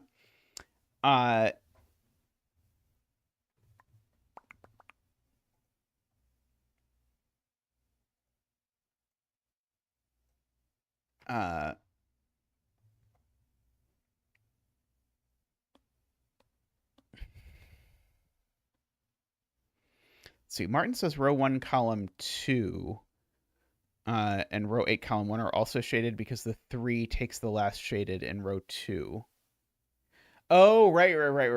Okay, yes. So in fact, actually, Martin is correct. One of these is a 3, which means that one of these is shaded, which means that's not shaded. We do have a 6-cell sum to 22, which has to be 1, 2, 3, 4, 5, 7, for sure. Can't be anything else. That's the only way to do that in 6 cells. And that these are both, in fact, always shaded because of the way in which that ends up working. And so these unshaded cells, they are from 6, 8, and 9. Okay, well, this one's never a 9, and it's never an 8 either. It, in fact, just is a 6 by Tapa-ing. And so we can 6 it. It has been 6'd. No 2x2s in Tapa.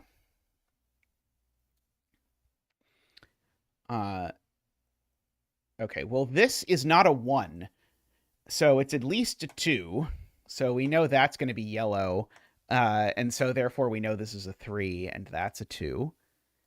And so now this, oh, that gets us a, oh, I guess I filled in the 6 and didn't actually do the dance, right? Let's do Zach's 6-y dance. Boop, boop, boop, boop. Whoop, whoop, whoop, whoop. Boop, boop, boop, doop. Whoop, whoop, whoop, whoop. Boop, boop, boop, boop, boop, boop, boop, boop, boop. Waha! Thank you, Zach. Thank you. So that is going to get us quite a bit because as row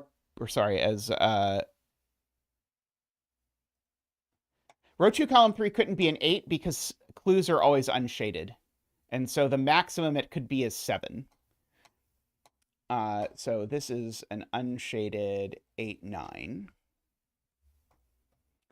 Now this yellow needs to connect to its friends, which can only do that way. This just is a 1 by definition, and all of these are...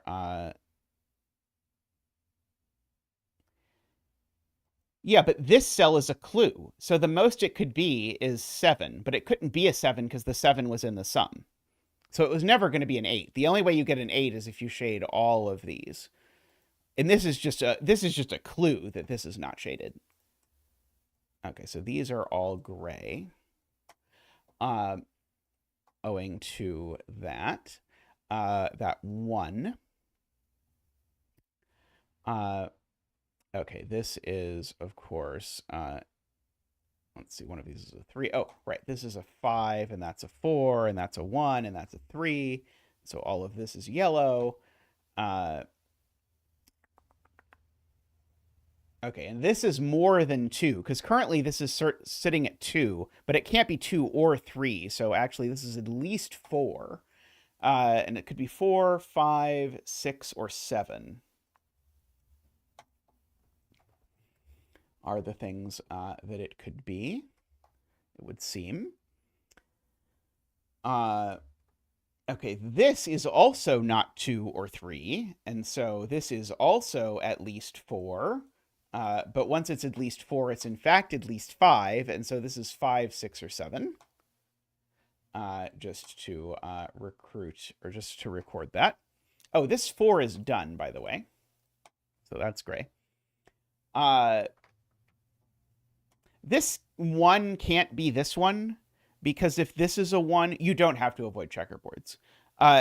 If this is a 1, or sorry, if this is the one that the 1 is counting, that one doesn't connect to its friends. And the same is true of this one because of the grays over here. So in fact, those are gray and this is yellow. And that yellow does connect to its friends, so we know it goes up at least that far. This number is at least 3.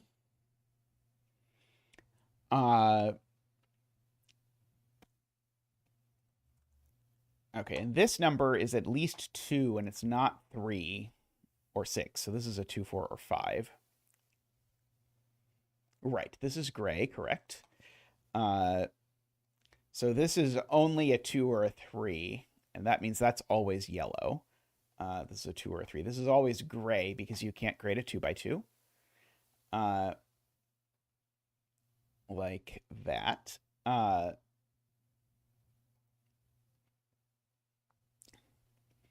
Okay. The 16 is kind of interesting. I do have to remember the like both shaded, both unshaded can't be consecutive constraint. Yeah,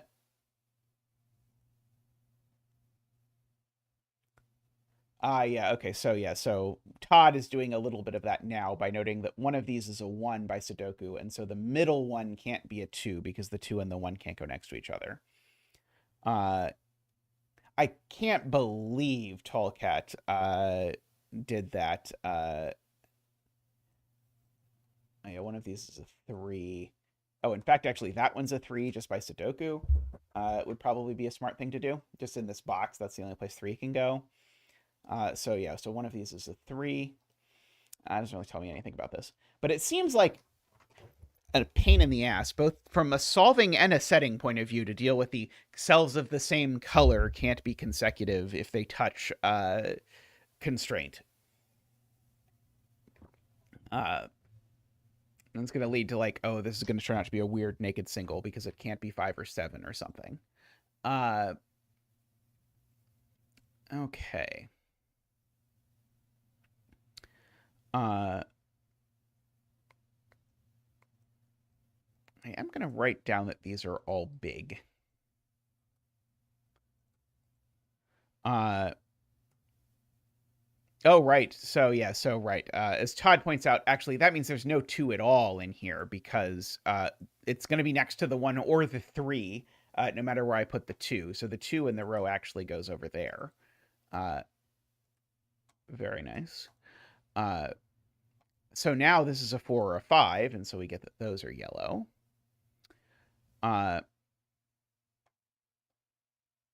This is a 4, 5, or 7, I believe.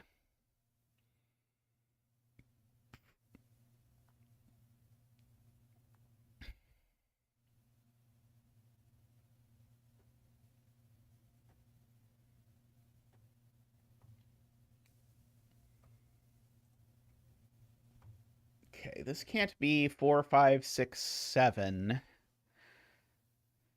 So this can only be, yes, this is not 1, 2, 3, 4, 5, 6, 7. So this is only an 8 or a 9 if you look at the consecutiveness stuff plus Sudoku.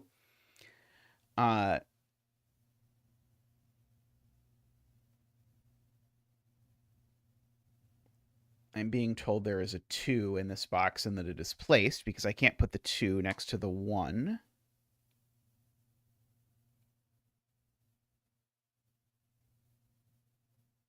Oh. Nothing legitimate. Sorry, I placed the 2 here, sort of mentally forgetting that this was yellow because it wasn't yellow before.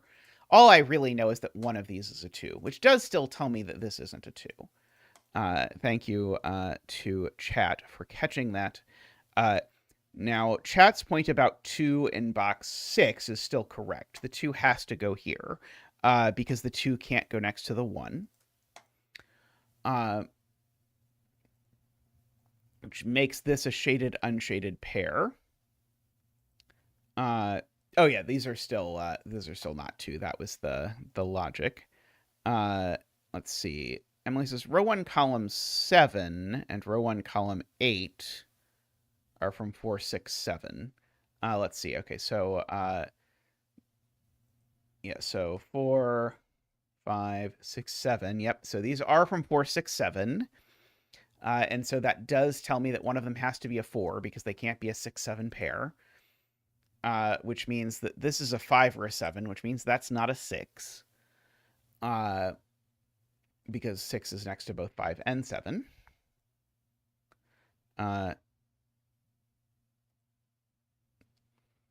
Okay, so this is not 1, 2, 3, 4, 5, 6, or 7. So yeah, this is still an 8, 9. Agree. Oh, this cell's always gray, I should say, because this can't be a 6. So that cell's never going to be shaded. That would be a 6.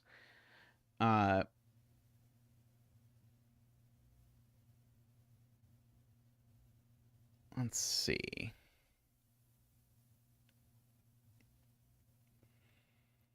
Sum of 16 is kind of interesting. Like it could be a 7, 9, maybe.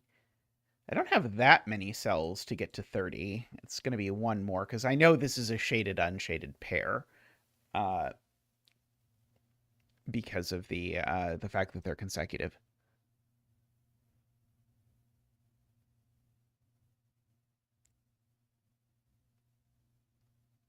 Okay. Yeah,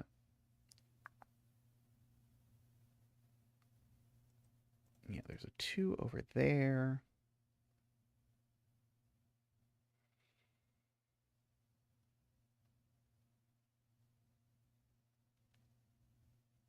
Let's see. James is looking at column 8, row 1 and 2. Oh, and just looking at their sum. Right. Sorry. Yeah. No, sorry, not even that. Just saying one of these is definitely a 7. It has to be, because if neither of them is a 7, there are 4 and a 5. So this is never a 7. Okay, and so that looks down here, says that's not a 7, which guarantees me that that cell is gray. Oh, and now this can't be 7, because now it is capped at 6. Oops. Now it's capped at 6. Okay.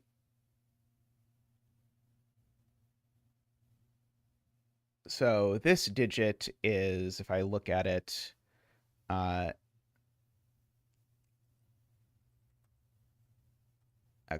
It's not 2 or 3 by Sudoku. It's not, sorry, I keep hitting random buttons. It's not 4, 5, or 6 by the consecutiveness piece, because if this were 4, 5, or 6, it would be next to both of the other ones of 4, 5, 6, and it would be consecutive to at least one of them.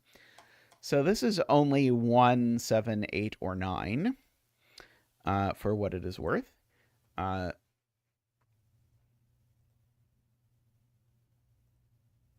I'm sad that I skipped your point about not being able to make this either circle 7, because it would make both circles 7, because it was a very cute point, but we skipped it by Sudoku. Funnily enough, James, we skipped it by Sudoku because of your Sudoku point, actually. You're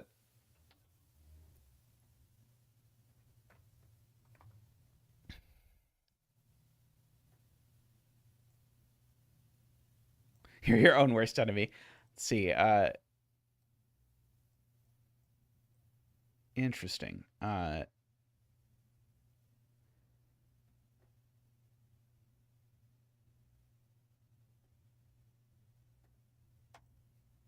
What cell is from 5, 6? Row 3, column 9.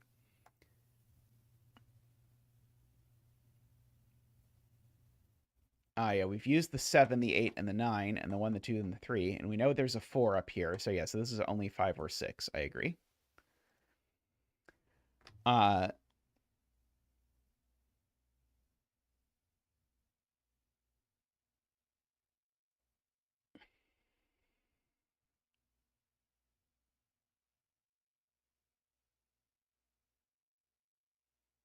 5 is too small for the column clue. Let's see. So these sum to a maximum of 12 plus, so that would be 15. Okay, so yeah, so if I look at this column, these sum to a maximum of 12 plus 3, because I know exactly one of these is shaded. So that's 15. So these need to sum to a minimum of 15, which means that these are from 6, 7, 8, 9.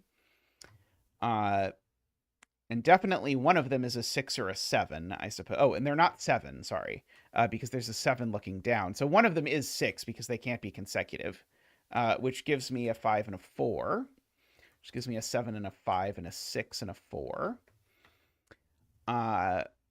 which now, and 6 plus 8 is too small, right? And so it's the 3 that's shaded and the 2 that's unshaded to make the 30 work. Agree. Yeah, 8, 9 are consecutive. I guess I don't know which way this connection happens. This is a 5, which makes that gray. That I do know. This digit I know. It is an 8. So this digit here is not, let's see, it can be 1, can't be 2, 3, I think it could be 4, it can't be 6, 7, 8, or 9. So this is only a 1 or a 4.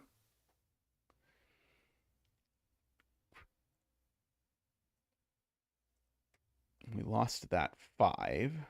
We know one of these two is 5. We seem to have lost that being 4.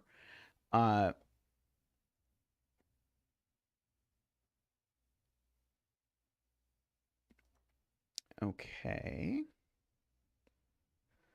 These are from 178, I guess. I don't know that I guess it is worth writing down because they can't be a 7-8 pair. So one of them is a 1. So this is a 7-8. At least it technically does something.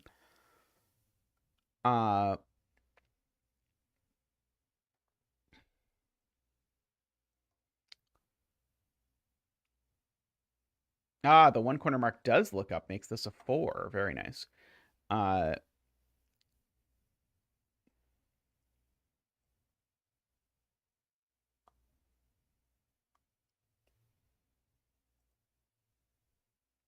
Row 7 circled 4. Hey, Nell, how are you doing?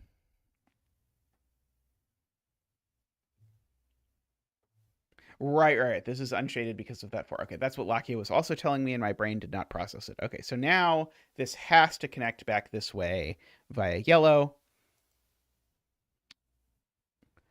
Oh, let's see. The cells in this row, MECD tells me, are meant to sum to 17, the unshaded ones by outies. And so these sum to a maximum of 8, so this has to be 9 and 3. Which gives me a 6 and a 9 over here. Thank you, MECD. Okay, and so now this being a 5 or a 6 guarantees me that I do that. For sure. This 3 actually does that, which actually unshades that. That actually makes this a 6. This is not a 6. These are from 5, 7, 8, which means one of them is definitely 5, because otherwise they would be 7, 8, and we don't want that.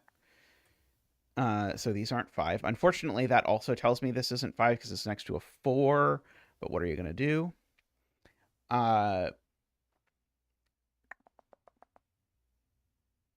Okay, this row we have. I guess I don't know much about these. Oh, this I know isn't 8 for what it's worth. Very little, I suppose, is the answer. Very little.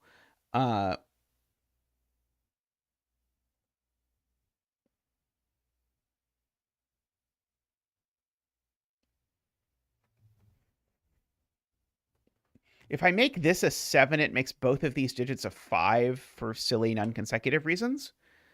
Because if this is a 7, then this can only be a 5, but that can also only be a 5. So I'll take the 5 out with minor complaints. I don't think the same thing works over here, but this is a 6 or an 8, which I guess means this is never a 7, I guess, is the upshot of that. That means one of these two is definitely an 8, so that isn't an 8. Okay.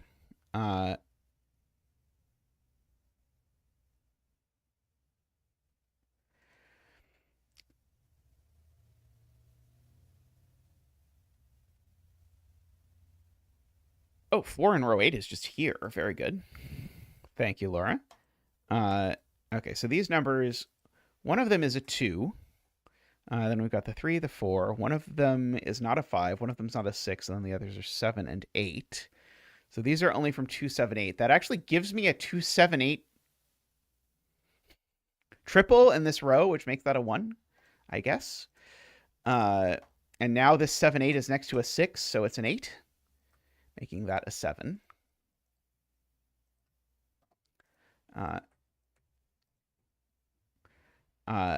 These are, let's see, we still need a 3. No, we don't still need a 3. We still need a 5, which has to go there, and a 7, which has to go there.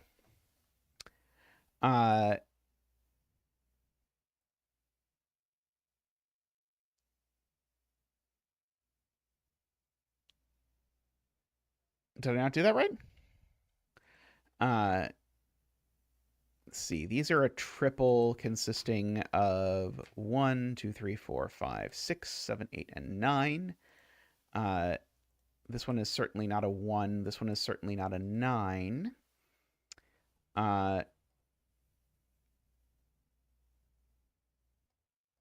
I don't think that quite doesn't. Uh-oh.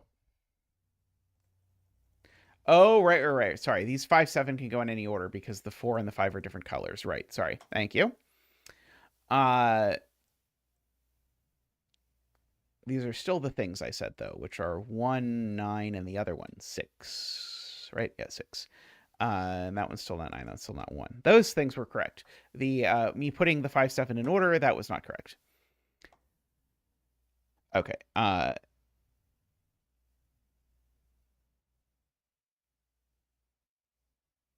Oh, this one is just a 9, right? Okay, yes. Okay.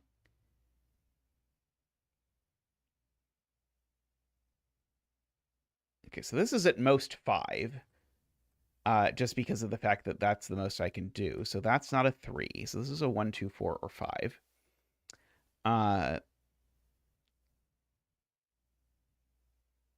What do you want me to do in box 7? I could finish row 9. Uh,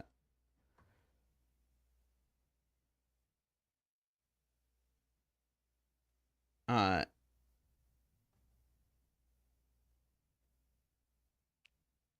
oh, see the 2, 8 pair. I see. That is what you wanted. Okay. All right, so these are 1, 2, which have to go on the outsides. 3, 4, 5, 6, 7 goes in the middle. Thank you. And then these are 1, 2, 3, 4, 5, 6, 7, 8, 9. Okay. So those are 3, 5, and 9.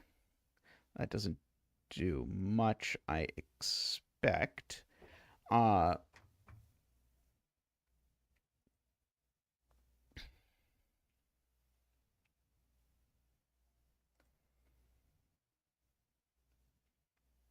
Okay.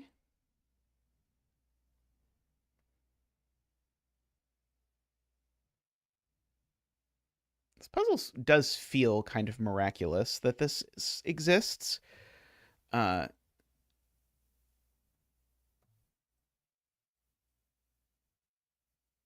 Okay, let's see. This can't be 1, 2, 3, 4, 5, 6, 7. This is only an 8, 9 by Sudoku, and it's not even a 9. Thank you. Makes that an 8, makes that a 9. Makes that not an 8. 2, 4, 5, and the other one. 1, 2, 3, 4, 5, 6, and 7. 2, 4, 5, and 7 is what we're dealing with in this box. And neither of those are 4, so one of these definitely is 4. So one of these two is definitely 4. That doesn't feel like marking, but I've marked it anyway, and you can't stop me.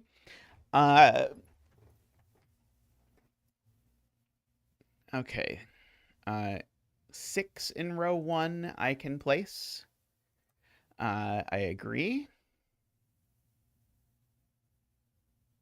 And 9 in row 1 I can place.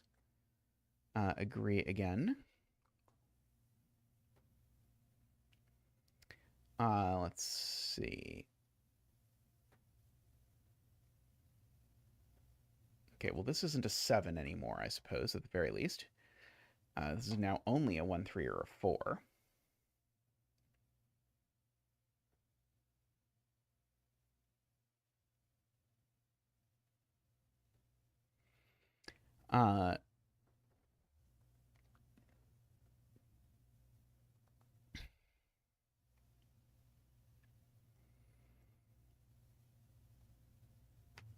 Oh, I meant to look at this column sum here.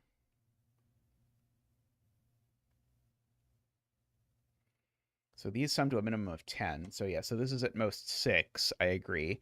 But it can't be 6 by Sudoku. So this is 1, 2, 3, 4, 5.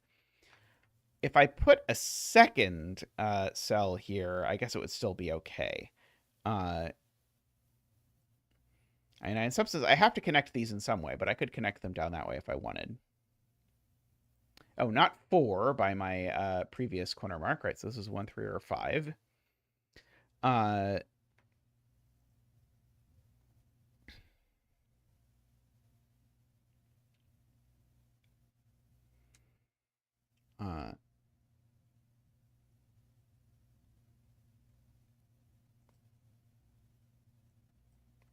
So the sum parity means that it needs another yellow. So one of these two is yellow. I don't think they can both be yellow. They were both yellow. They would sum to a minimum of 18, which is too many. So one of these is yellow and one of them is not.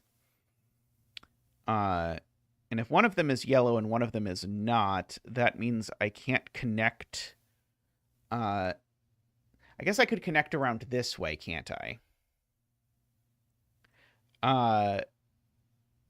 So yeah, so this is a yellow-gray pair, for what it's worth. If I make that yellow, then I gray both of those, and then I would have to connect around to this way. But I think I could connect around that way, as best I can tell.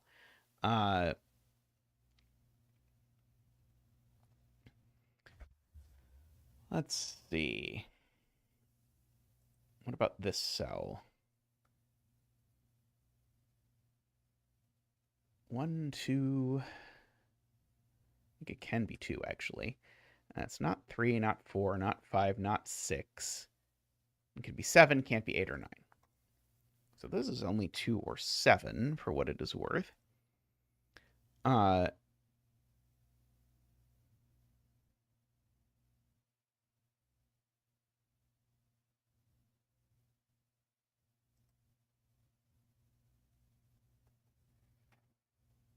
If it's shaded, this cell's a 1. And then we have to connect up this way. And we could do something like that. But I don't think there's anything a priori wrong with that.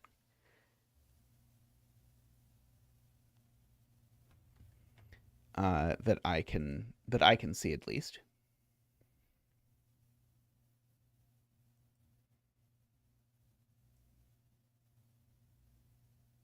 Oh, I actually know this cell isn't a 2 because I actually know, well, I even have the corner mark up there. So this is just never a 2.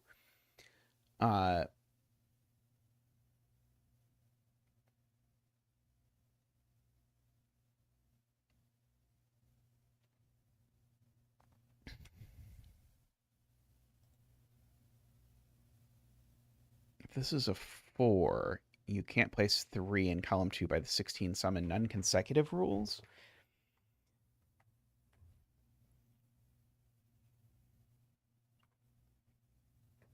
I guess you're using the fact that I know that one of these two is 3. Because the column needs to have a 3, and those are the only things. I guess I can just write in what's left in this column. It might not be so bad. We still need a 1. Still need a 2. Still need the 3, of course. 4, 5, 6, 7, 8, 9, yeah.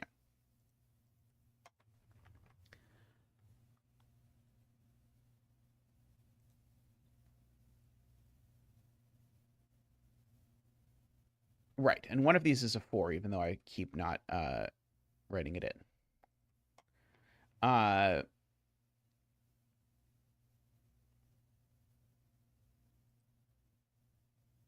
So this is never a 5 is basically the deduction that Mekti is making. Because if this is a 5, it makes this a 4, but then they're both shaded because of the geometry. So this is only a 1, 2, 3. So one of these two is definitely a 5.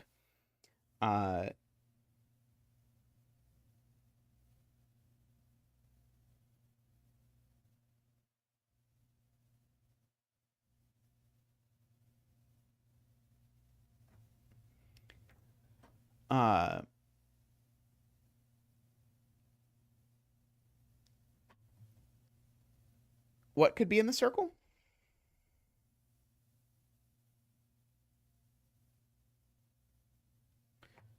Well, I just said if this is 5, then it puts the 4 in the circle, because if this is 5, then the 4 isn't in the circle.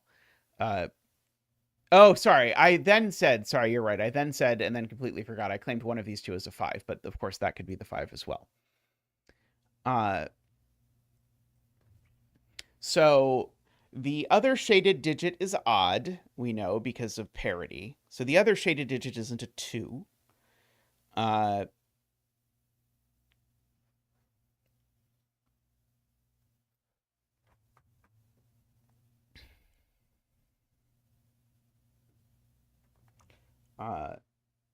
This digit actually doesn't have a whole lot of options, does it? I think this can be a 2. No, it can't be a 2. It's not 1, 2, 3. It could be a 4. It's not 5, 6. And it could be 7 or 8, but not 9. This is a 7. Oh, this can't actually be a 7 for the dumb reason that if this is a 7, that's a 2, which breaks that cell. So this is actually never a 7. It's only a 4 or an 8.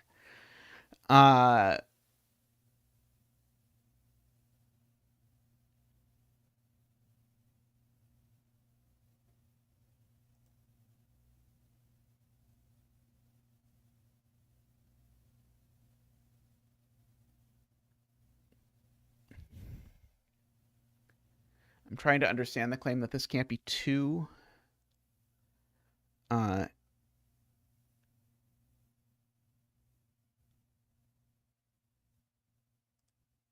Row 3, column 2, 4.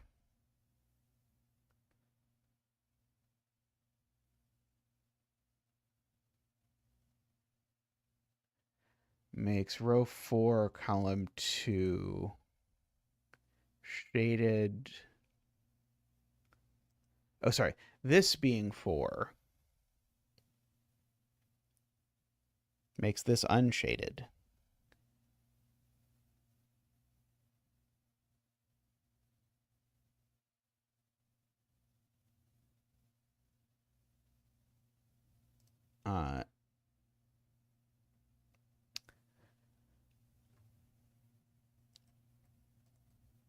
So we know the 3-cell sum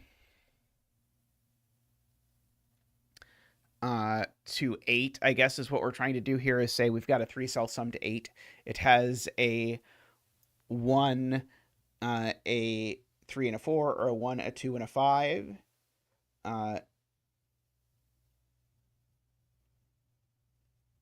So the 1 is definitely shaded, for what it's worth.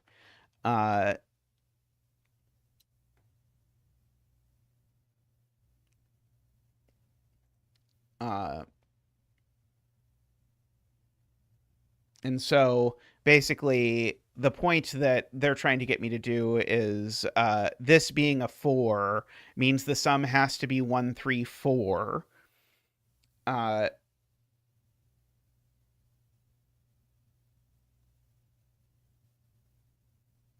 I lost it again.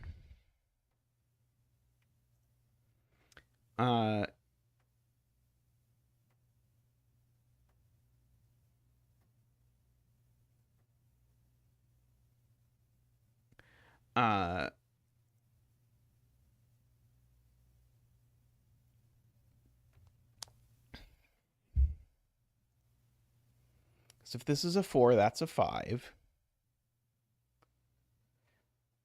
So that's shaded. Then we've got a 4 shaded, a 3 shaded, and that would have to be a 1 shaded in order to make the sum 16. And then this would be unshaded or something.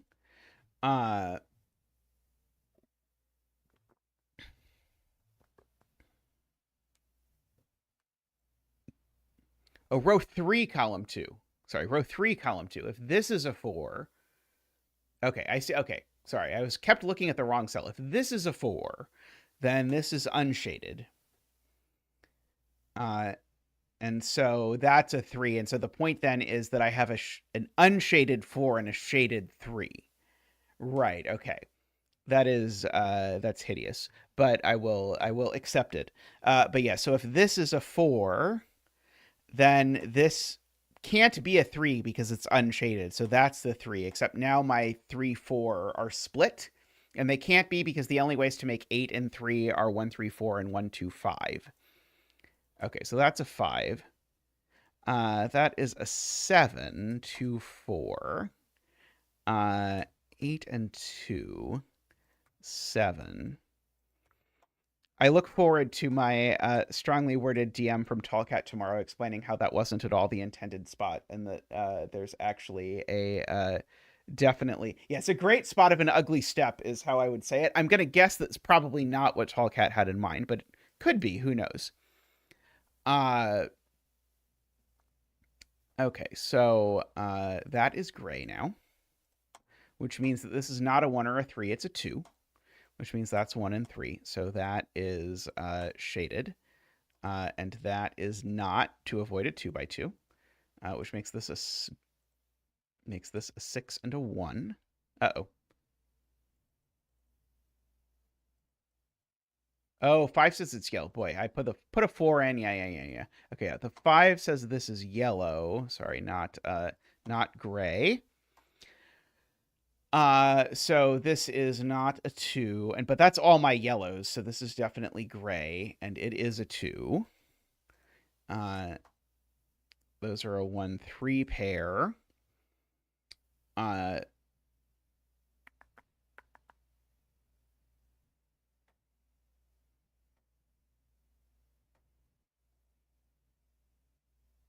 Did we do all that and it didn't do anything?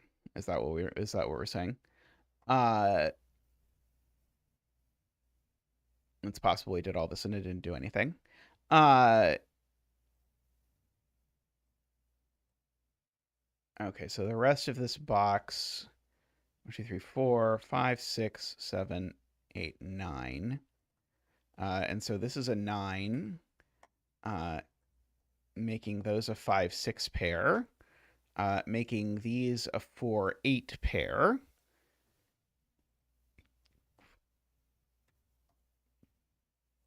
Just to finish out the box. Oh, right. This can't be 6. So that's a 5, and that's a 6. Oh,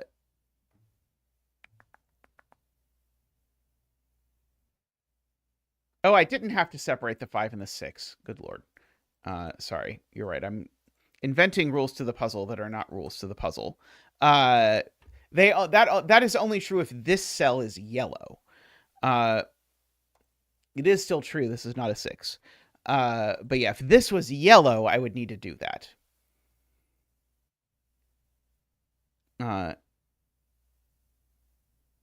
Yeah, I was misapplying the non-consecutive thing.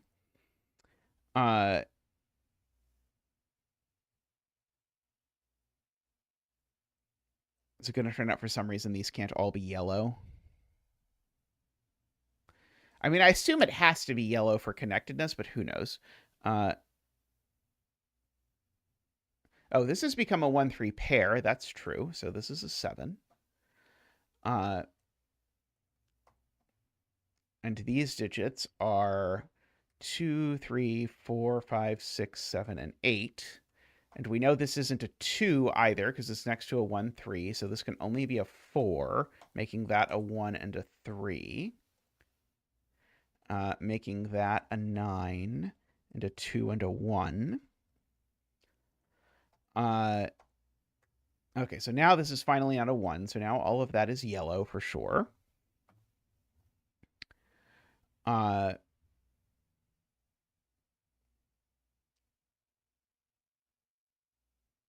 This is a 5, is being pointed out, because it's next to a 2. So let's see. These are 2, 8, 1, and 6. Those aren't 2. That's not 8.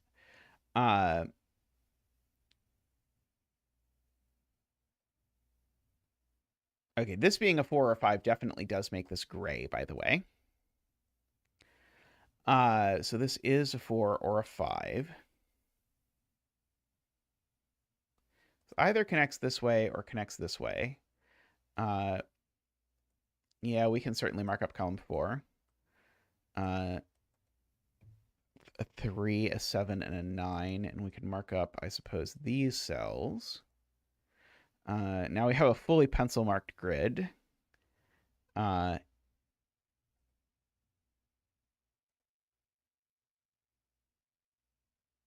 I have not fully pencil marked it until I've pencil marked this cell. I did miss a cell, you're correct.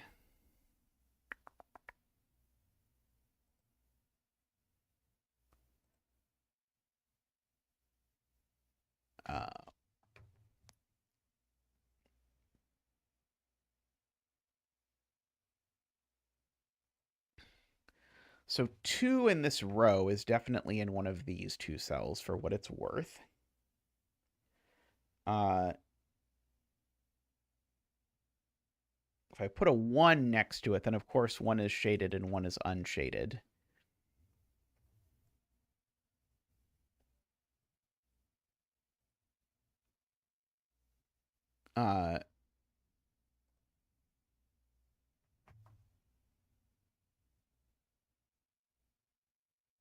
Oh, wow. Yeah. This being gray doesn't work, Martin points out, because if it's gray, it can't be 4 or 5, so it has to be 8, but then it would be next to a 9. So this has to be yellow.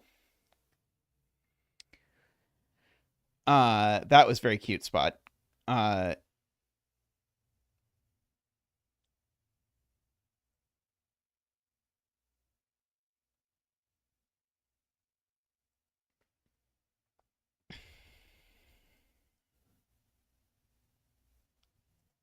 Okay, so now if this is yellow, it's a 2.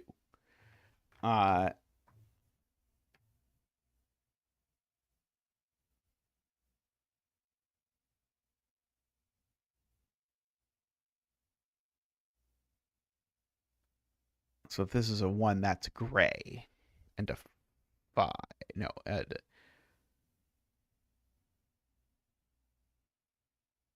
Yeah. This can't be 5, right? Okay, yeah. So if this is a 5, then it makes this a 4, which causes it to be a 4 touching a 5. So this is always the 2.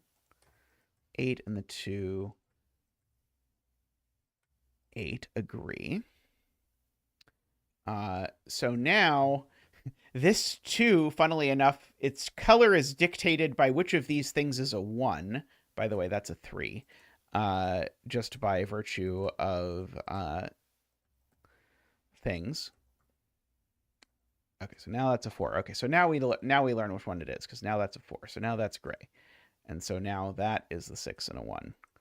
1, 5, 8, 6. Okay.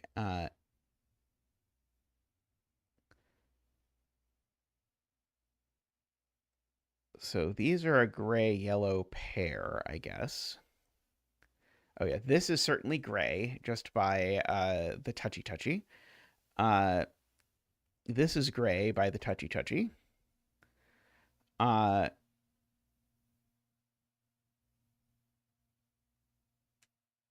This is yellow by the touchy-touchy. This is yellow by connectedness. And now this is yellow by connectedness. And then that is an 8, and that is a 4. It was a very nice puzzle overall. There were some hairy steps there at the very end that I could have done without, although they might have been avoidable. But overall, that was a very nice puzzle. I cannot imagine trying to set something with this rule. This seems like an absolutely insane rule to try to set something with, because I can only imagine how much this would break. Would be a lot of breaking. But that being said, if there were a bunch more puzzles like this, I would probably do them. Yeah, it is. I think the ugly column 2 step may not have actually been that useful, and then we may have been able to avoid it. I'm guessing that probably that is the case, because Tallcat generally is pretty picky about using only steps Tallcat would like, which is, of course, not the same thing as steps that Zeta would like, necessarily. However, nothing about what we actually did in column 2 screams to me step that Tallcat would like either.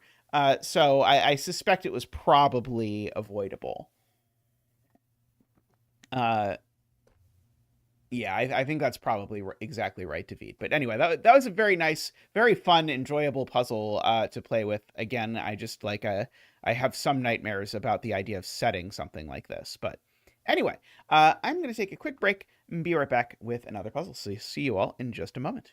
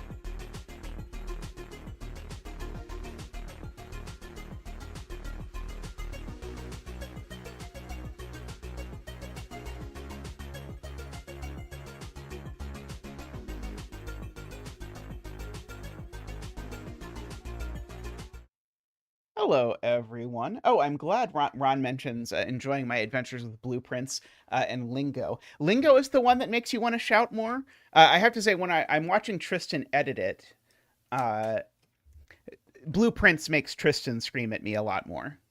Like I just see like Tristan sitting there with his headphones editing it, going, "No, no, not that one. What on earth are you doing? Oh, please tell me you don't." Sort of while I'm doing something else. So I know that must mean I'm making engaging content if I'm doing that. But if it's more the lingo that does that, that's interesting. I've really enjoyed lingo, I have to say. Uh, I did see some comment at some point on Lingo where someone said, "I spend the whole time shouting what I think the answer is, and then finally someone enters it, and then it's wrong." Yeah, I'm definitely looking forward to Lingo 2. I think I want to finish level 2 of Lingo 1 before. Oh, this is the wrong puzzle. Uh, uh, Sorry, this was meant to be. We did that puzzle last time.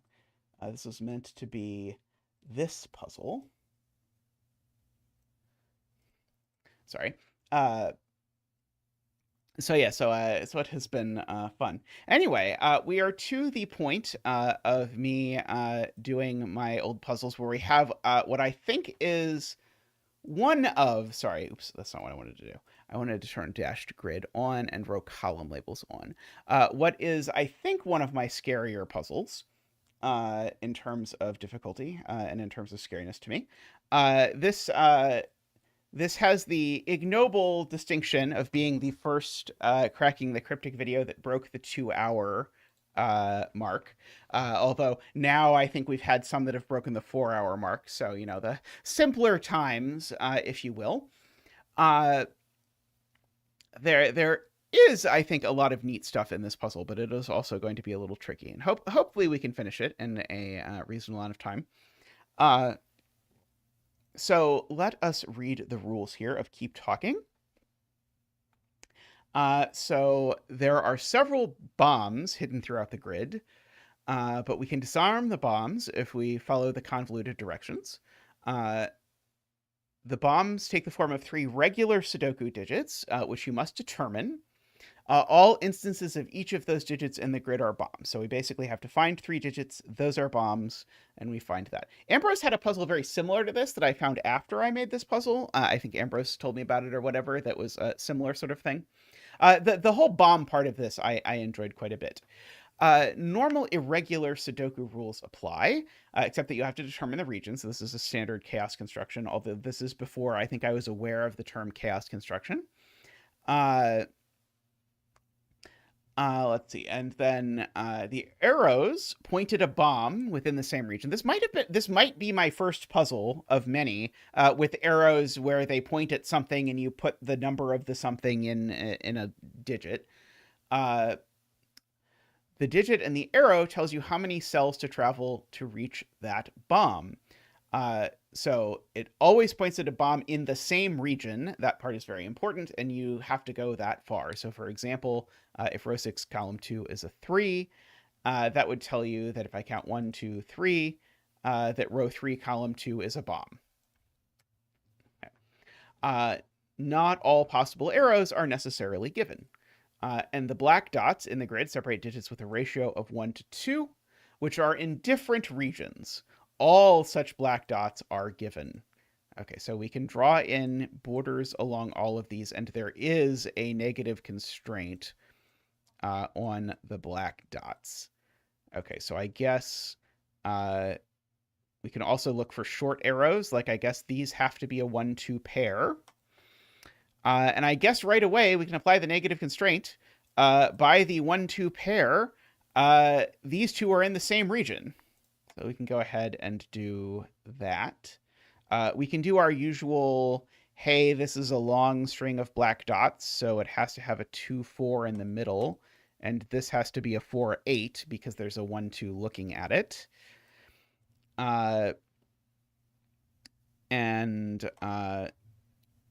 This will then be, I guess, a 1-2. 1, 2, 2, 4. So it's either 1, 2, 4 or 2, 4, 8. Looking at it, let's see.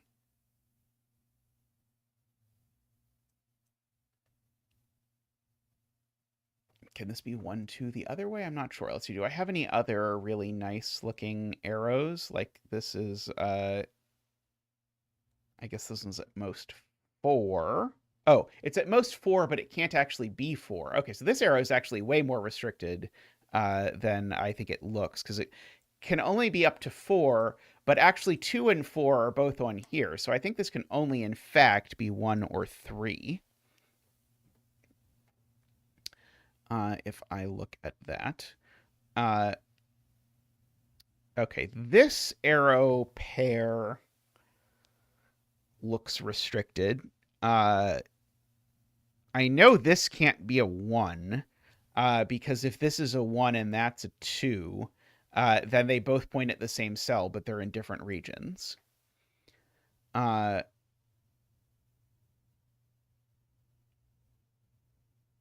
And that would be bad. Oh, that's a good spot. Sorry. Let me, before I elaborate there, let me point out Alima's spot. Alima's spot is that this isn't 6. And so these can't be 3, 6. These can only be from 1, 2, 4, which means there's definitely a 2 in there anyway, which makes this either 4, 8 or 3, 6, because it doesn't have a 2 on it. Let's see. 1, 2, 3, 4, 5. Okay, this one's also at most 5. It's not 5. Now, I did say before it can't be 1.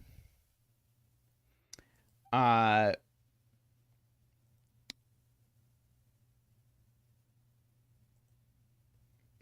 do agree with James. This cell has to be yellow because either this is a 2 or it's a 1.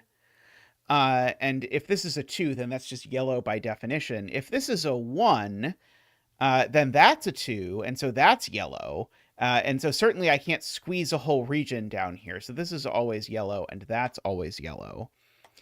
Which means that this digit here is at least 3, which is interesting. And it can't be that big. Let's see. It's at least 3, and I've only got 5 more cells, so this can only be 3, 4, or 5, I think. So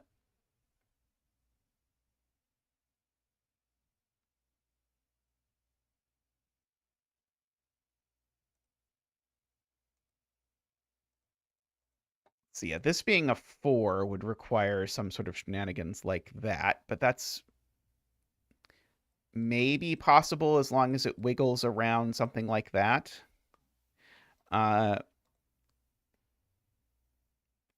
Vaguely possible. Now, interestingly, I can't squeeze a region between this and the border. You can't sort of, in a 9x9, you can't sort of like enclose a region like this without using a corner. And so actually the fact that this is pointing at a yellow that is 3, 4, or 5 away actually tells me all of these cells are definitely yellow. And so this is a black dot digit that is not... Oh, actually, sorry. Here's an easier point. That cell's yellow. Because if this cell isn't yellow, I'm claiming there's a cell in its region over this way, and that doesn't work. And so we get our first digit, which is that this digit is a 3. Because were it not a 3, it would repeat 1 in yellow. So this is a 3. And we can bring out Zach for our 3 dance. Ba-boop-ba-doop. Woo! Ba-doop-ba-doop. Wah! Ba-doop-ba-doop. Wee! Ba-doop-ba-doop. Ba-doop-ba-doop. Wah! Thank you, Zach. Thank you. Okay, so how many cells is that now? 1, 2, 3, 4, 5, 6, 7, 8. Okay, so I can't make that yellow. If I make this cell yellow, then I will obligate myself to make yet another cell yellow, and that will be too many cells. I can't make this cell yellow because it would obligate me to make that cell yellow, and that's no good either. And that does mean this cell's a 4. Which actually gives us our first bomb, actually. Our first bomb is 3, pointed to by that. And this cell is also a bomb, pointed at by the 3.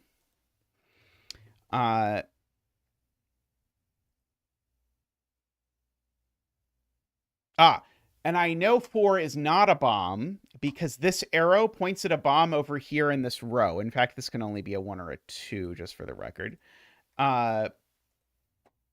But the last bomb is over here. So 4 is not a bomb, which means this can't be a 2.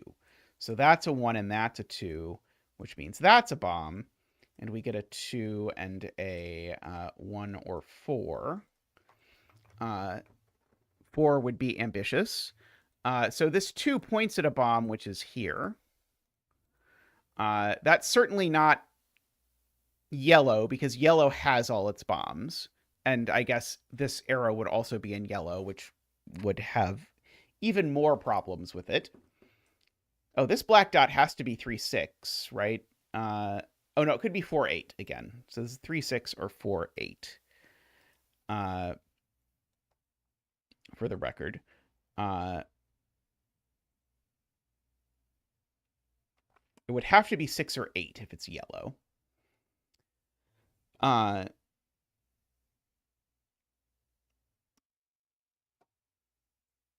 Okay, these two are definitely in the same region for what it's worth.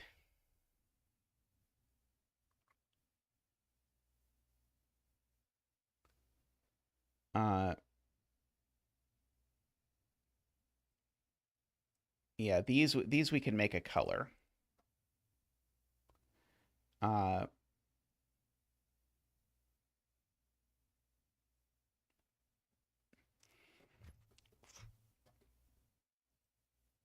Okay, this can't be a 1 either. So let's write in what this can be. This can be 2, 3. Sorry, it can't be 3 because that can't be 6. So this could be 2, 4, 6, maybe. 6 is off the grid, right? Oh, no. 6 is yellow. So this definitely isn't 6. So this actually definitely isn't 3. These are just a 2-4 pair. Okay, and 2 and 4 are both not bombs for what it's worth. So we know these are not bombs. This black dot, actually, we know what it is, right? This, oh, I guess, sorry. Is there still an option?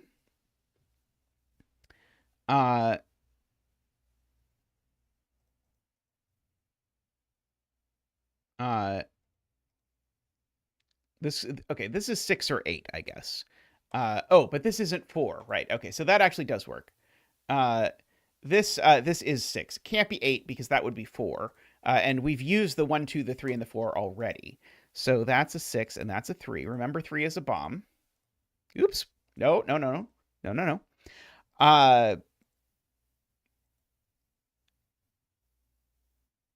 Okay, if that was 2, if this is the 2, it's saying that's a bomb, and then the 4 is saying 1, 2, 3, 4 is a bomb. That's too many bombs. So that direction doesn't work. That puts 4 bombs in the row, and we know there's only 3 bombs in the row. So in fact, that's the 2, and that's the 4, which makes that a 1, which lets us place a bomb 1, 2, 3, 4 there, 1 there. These are now in the same region because they don't have a negative constraint marker between them. And we know this is also green. And now these two are in a region, and that region definitely can't be red, so I'm going to give it a color, which is orange. This is assuredly going to be orange, if that's the case. And this is going to be green, because it's pointed to by green.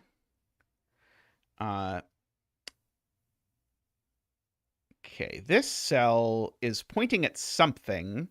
It's probably orange, whatever it's pointing to. Let's see.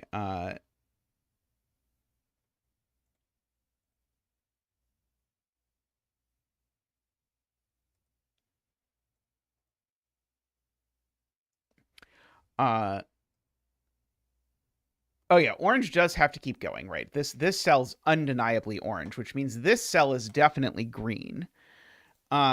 Which now, oh, not quite. That could still get away with being 8, couldn't it?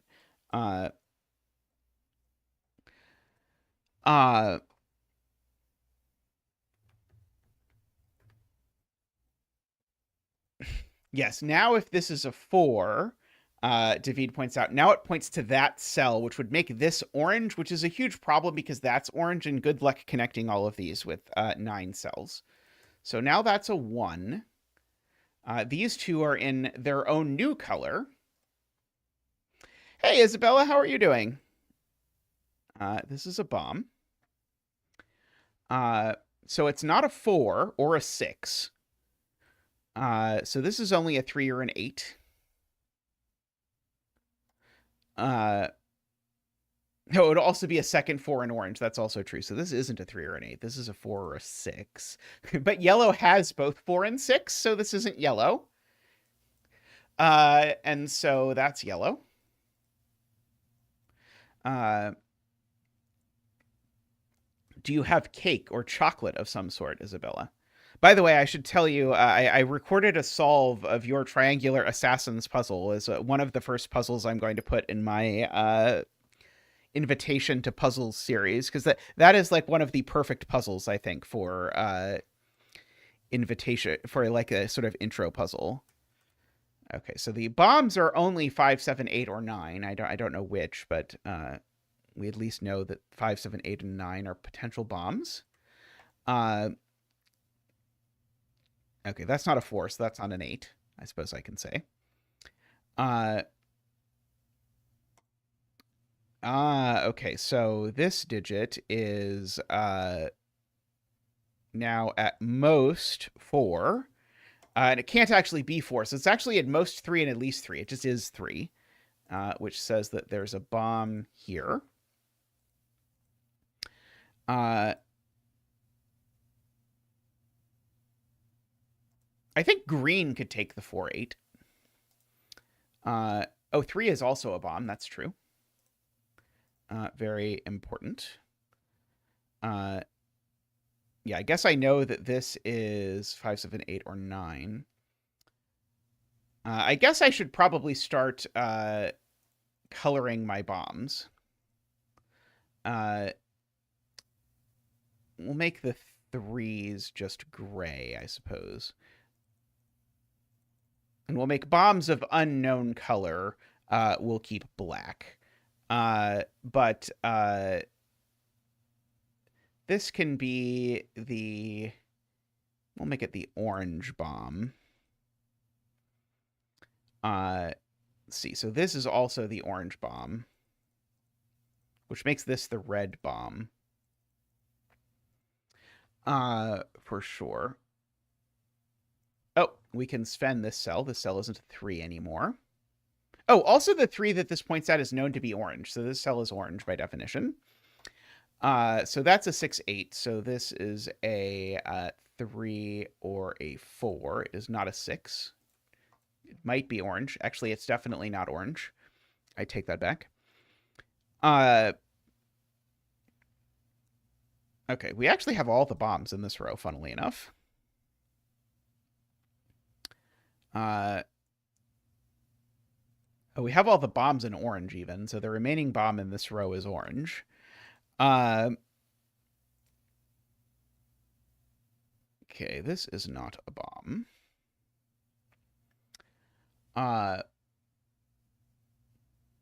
Oh, this is only a 4 or an 8, just because it sees 3, 6, and 1, 2. I think this is actually the observation that Simon got stuck on. So that actually tells me this is a 3, 6, because this cell can only be 4 or 8, and so this is a 6 and a 3. Okay, and so this is a 2, 4, and 8, just for what it's worth.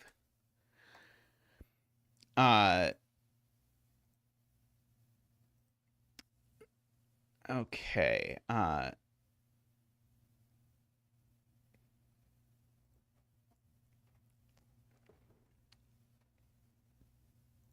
Row 4, column 4 is the gray bomb, correct. Let's see. I know this cell isn't orange, I might as well mark, because orange has all its bombs and none of them are in that direction.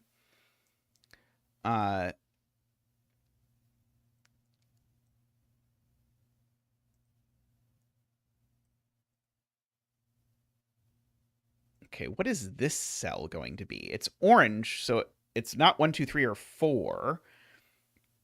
I guess this is a 6, 8, and a 3, 4 again.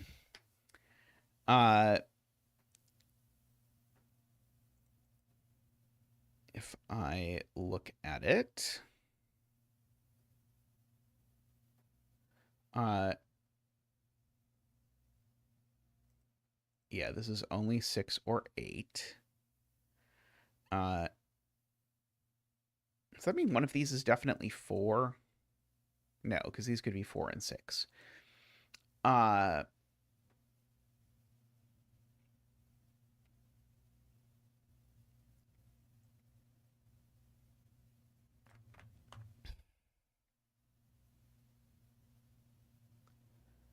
know one of these two cells is a 2, because this row needs a 2. Is there any way that green doesn't at least take that cell, I guess, is the question I want to ask.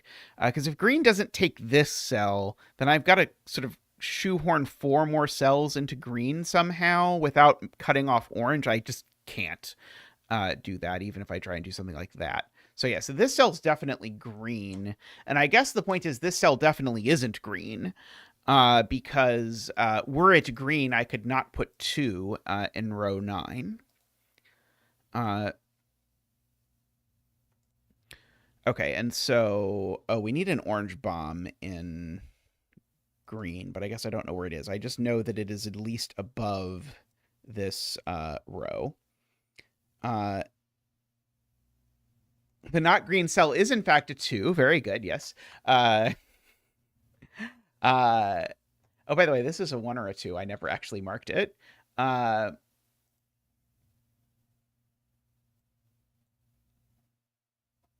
Okay, these are the... remaining 5, 7, 8, 9s, I suppose. Let's see. Can green fit 3 cells over here while not blocking off orange? It would have to be these 3 cells, and then orange would have to be 1, 2, 3, 4, 5, 6, 7, 8, 9, 10, 11 cells. Okay. I cannot even actually fit 3 more cells in green over here. So green takes that cell. It doesn't take this cell either, because we know whatever this is, let's give it a color. It can be the sort of weird zeta grayish color.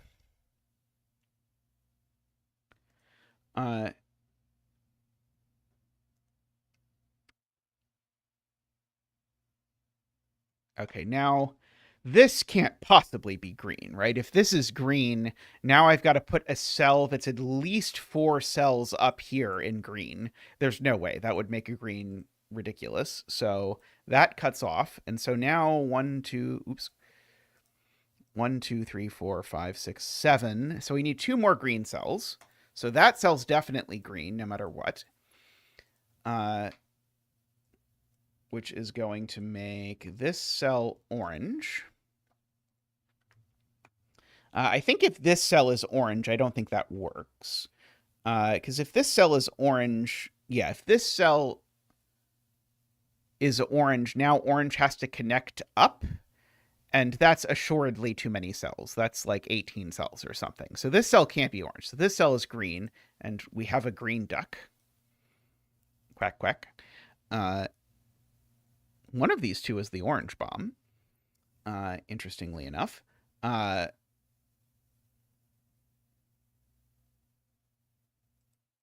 Okay, and so now this cell's definitely orange, and we know this cell is not. And now orange only gets 2 more cells to connect, so orange has to have this shape. Da-da-da-da. It's funny, this number still is big. That didn't stop being the case. This number is still at least 4.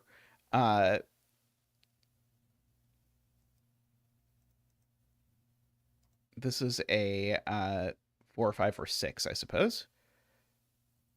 In the most technical sense of it being 4, 5, or 6.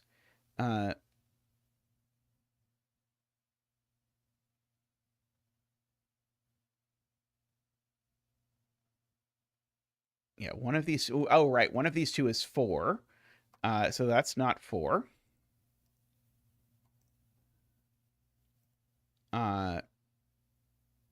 Oh, and now, right. That 4 actually sees that cell. So that's a 2, and that's a 1, and that's a 4. Okay, and this is the orange bomb now. Because we know the orange bomb isn't 4, because 4 isn't a bomb. Okay, that's all the bombs for this row.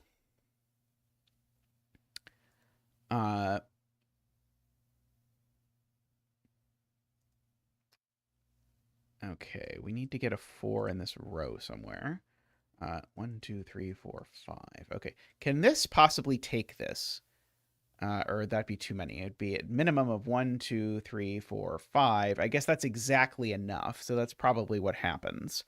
I don't claim to remember, but row 7, column 4 is where the orange bomb goes in green.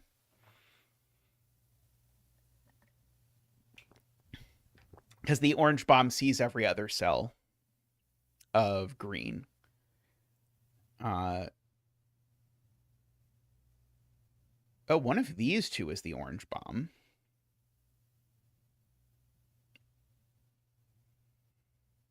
Oh, these are the orange bomb and the red bomb, aren't they? The orange bomb and the red bomb have to go in row 6. Oh, sorry. This could be the orange bomb in row 6. Never mind. Sorry.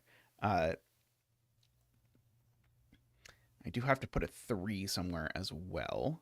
Let's see. Row 8 needs a 1, points out Laura, and the 1 is here because green already has a 1, and 1 isn't a bomb. Let's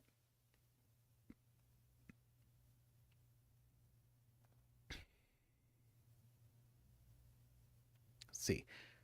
6 isn't a bomb either, so 6 only has, I think, 2 places in orange. 1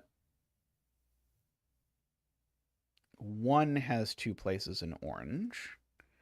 That's a little easier for me to mark. 4 has, I think... Oh, 4 in orange is definite... Oh, sorry, no. 4 is already placed in orange. Never mind. Don't listen to me trying to place 4 in orange.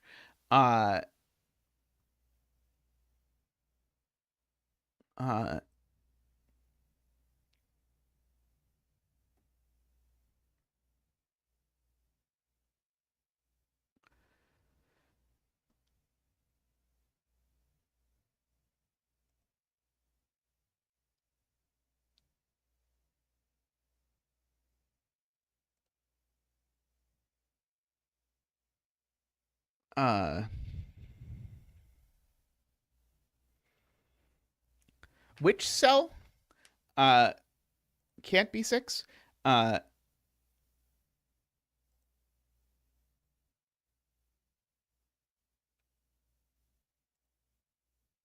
Row 6, column 4 can't be 6. Yes. That's very weird. If this is a 6, it makes that a 4 and that a 3, but that's a second 6. Right. So that does not work. So the 6 in this actually just goes here. Very slick spot. So these are from the 1, 2, 4, 8 flavor of arrows. Oh, and that has made this a 5, which has made 1, 2, 3, 4, 5, has made that a bomb of some description.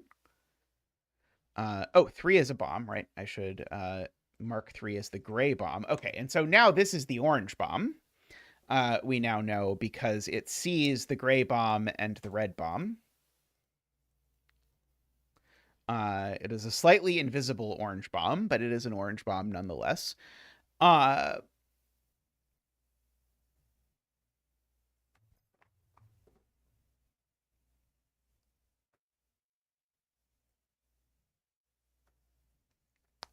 If this is 6, it's in the same region as that, for whatever it's worth. I know one of these two is 4. I don't know that that helps me immediately. Oh, this just can't be a 4 by negative constraint. This is a 2, and it's definitely not in the same region. That's been there forever. This is a 6. And that's a 3. So that's also the gray bomb.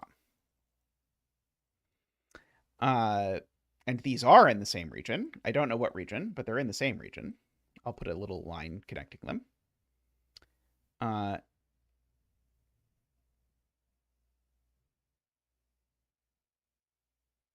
5 is not the bomb because of that. Thank you, Alima. Have a good night.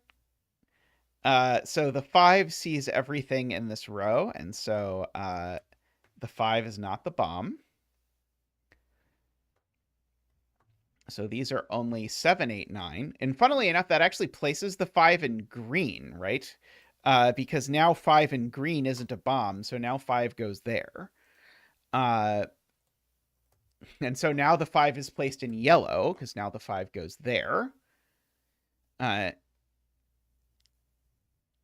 Right. The red bomb is not 8 because of this this negative constraint. Very good. So the red bomb is never 8. It's always a 7 or a 9.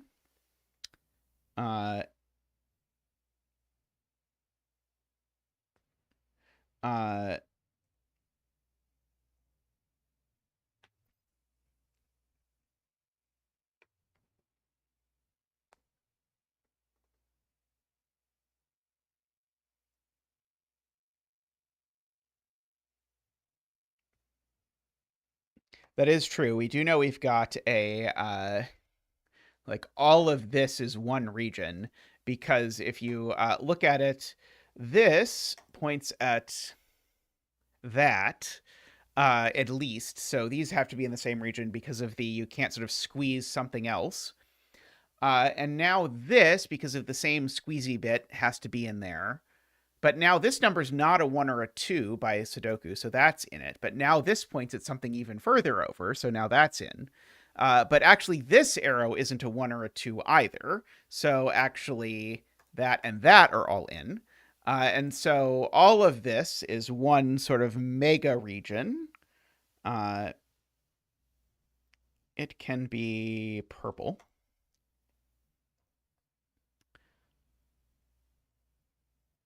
Oh, or 3. So actually, all of that.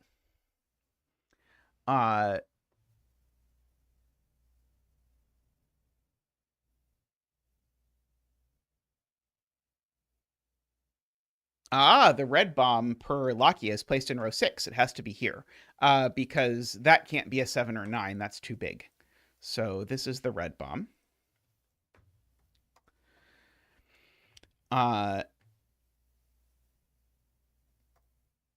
Or perhaps, David, the reason why I have so much trauma associated with row 1, column 9, or with regions that are like that is because of this puzzle and my inability to make it work.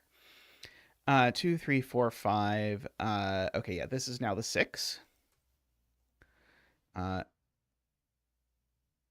The last bomb is actually already marked in row 6. It's just hiding a little bit behind this. Maybe orange was a poor choice. But I have a feeling if I try and make it a different color, it is going to then be a poor choice when I go to mark it somewhere else.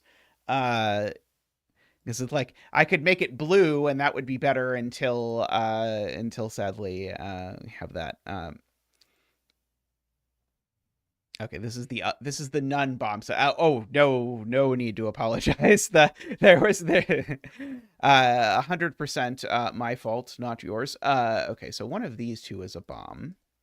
Oh, is this only 4? See, it's not 1, 2, 3, 5, 6. And yeah, this is at most 1, 2, 3, 4, 5. So if you just sort of start with this being at most 5, well, it's only 4. Crazy. Okay, so this is 1, 2, 3, 4, but it is not, in fact, 4, and it's not 1. So this is 2 or 3, I think. Oh, is this only 2, actually? I think this is only 2. And these two are therefore in the same region.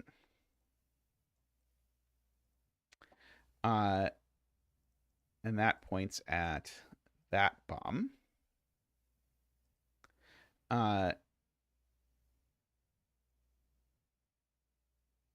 Yes, these are in... Oh, and these two, right. These are in the same region because they point at the same bomb. Right, perfect. Phantasm. There we go. Okay. Okay. And this region isn't gray. Because if this region was gray, then we would have repeated 2 in it. So this region is not gray. This region can be something else. It can be brown, and those are brown, which actually forces the gray up at least this far. And that can't be brown because, in fact, if this is anything but gray, gray can't get enough cells. Which then forces that to be brown for sure. Okay, we can undo that sketchy bit like that. Fill in some of that.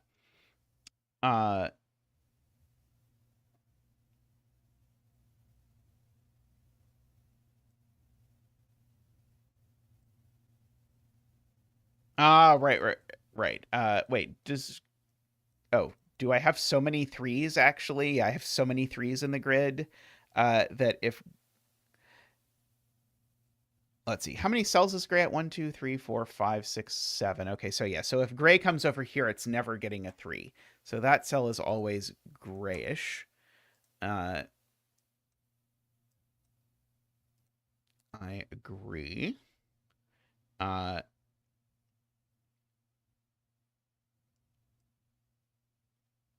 So yeah, so one of these particular cells is the 3 of gray. Okay.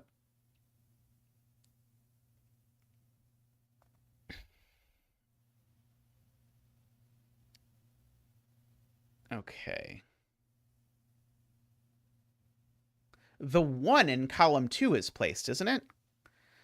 That can't be a 1. This can't be a 1 because it's gray. These are both bombs, so they're not 1. So I think that just is the 1, which makes that a 2, which makes that a bomb that's not 3. So this is a 7, right? This just is a 7. And it's the orange bomb, which means the red bomb is 9.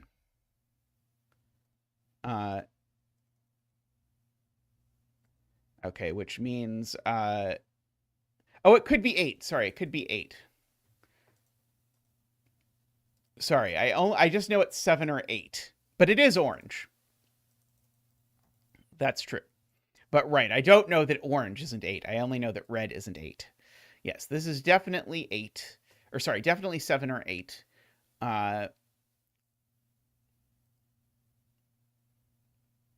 Okay. 1, 2, 3, 4, 5, 6, 7, or 8. Okay, so if it's 7, this is the red bomb. And if it's 8, this is a 3. Yes, we know where the orange bomb goes in gray. It definitely goes here. Which means one of these is 3, which gives us a Zackwing on 3s between these two. And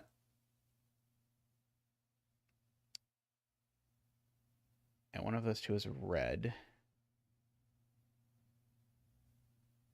Yeah, row 4, column 2 is a bomb by Sudoku on bombs, correct? Oh yeah, now where's 3 in column 9? And so 3 in column 9 now just is here. Thank you, David. Because, again, I can't put 3 in row 2 or 3 because it would break these 3s. So that's a 3. It's a bomb. Okay, that's all the bombs for this column, for what it's worth. Yeah,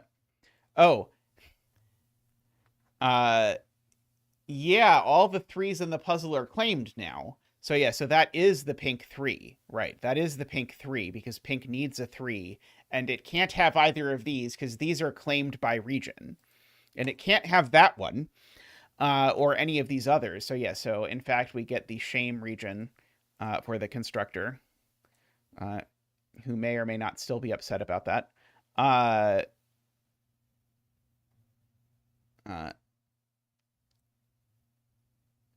Okay, this is carnival cake, I believe. Oh, maybe this is regular purple? I think that's regular purple. And not carnival cake, but I'm not sure. Funnily enough, that cell can't be a 6. Oh, okay, that makes this... Oh, sorry, no, I don't know... I don't think I know what that is yet. Row 1, column 6 value. Okay, so this points at something this direction that's not 1, 2, or 3 away.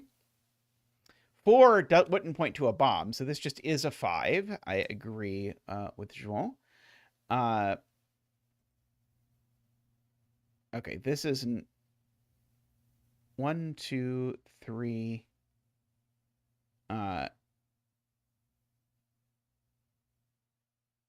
Okay, so this, and then this is only a 4, if you look at it, because it can't point, it can't be 1 or 2 or 3, and it can't be 5, so it can only be a 4, which means that that cell is the red bomb.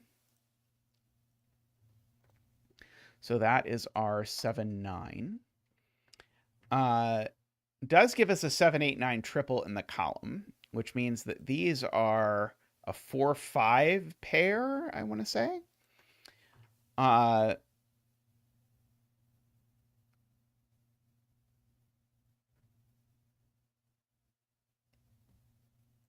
Oh, if this isn't brown, then brown's minimum path to connect is this, which would be 1, 2, 3, 4, 5, 6, 7, 8, 9, 10 cells. That's too many. So yeah, so that is brown. I agree. Which then forces this cell to be gray. And if that's not brown, then it forces brown to be infinity cells to connect. So that, oh, sorry, brown's not done, but we definitely know all of that is brown, and brown gets one more cell. We know the brown 1 is in this column now, actually, because brown gets at most one more cell, and the brown 1 isn't over here. So there's a brown 1 here, so that's not the 1. So that's the orange 1. 6 in column 1 can't go here or here because it would definitely go next to a 3. 6 can't go there. This is Todd's point. Or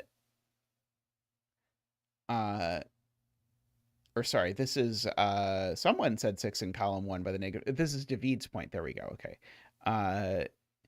And that's not 6 just by Sudoku. And so the 6 can only go here. Okay, Todd's point was where is 6 in pink? And the answer is only there, making this the non-bomb 789.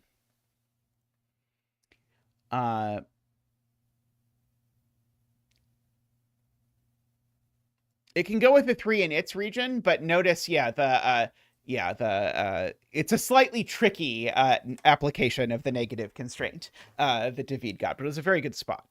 I guess I know it's one of these two. Oh, actually, I do know where the 1 is in brown, because the 1 can't go here by the negative constraint, and it can't go here by Sudoku. So actually, the 1 in brown is actually placed there, meaning that is not a 1.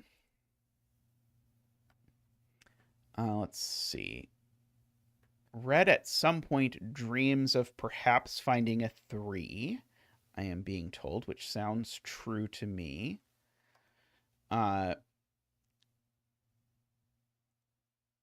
Is it that this can't be something other than red?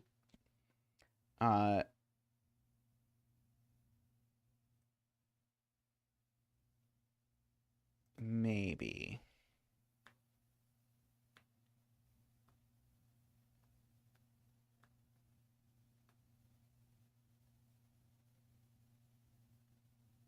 Orange or none bomb contains 8. Right. One of these two cells is 8, is João's point. And therefore, this dot doesn't have an 8 on it. So it definitely has a 2 on it.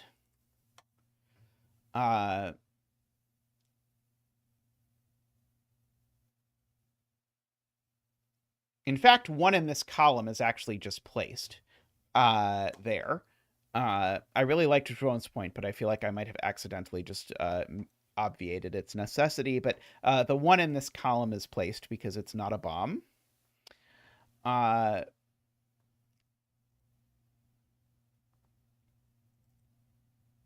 Okay, so that's all the 1s in the grid. We don't have all the 2s in the grid yet. The last 2, I think, goes here. Oh, not there. The last 2 goes here. The last 2 goes here, so these are in the same region. For whatever that's worth.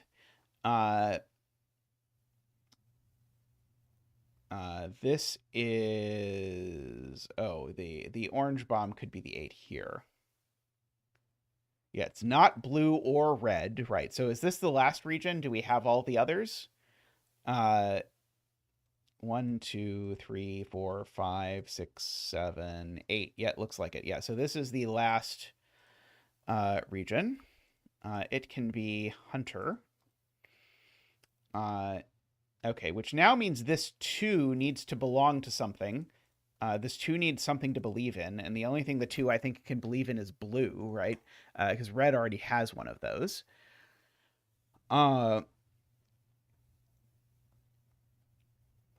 Okay. Okay, this red now needs to take the 3, 6 because the red can't finish up here. So these have both become red, and we can remove the line. For 5,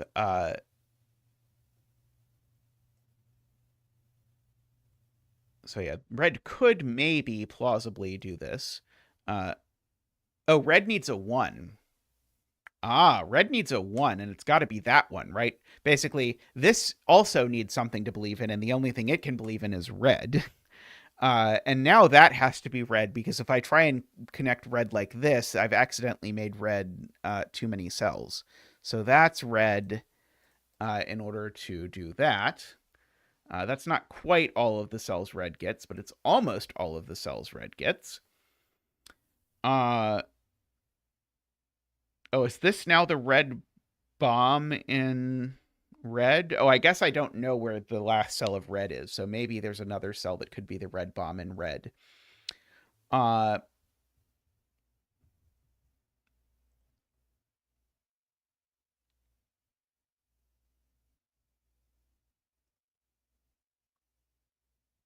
So this is now Laura is pointing out Hunter, because Hunter is the only fella who doesn't have a 3 yet. Let's see. Row 5's orange bomb is indeed here, as long as you can actually see the invisible orange bomb here to tell you that it's there.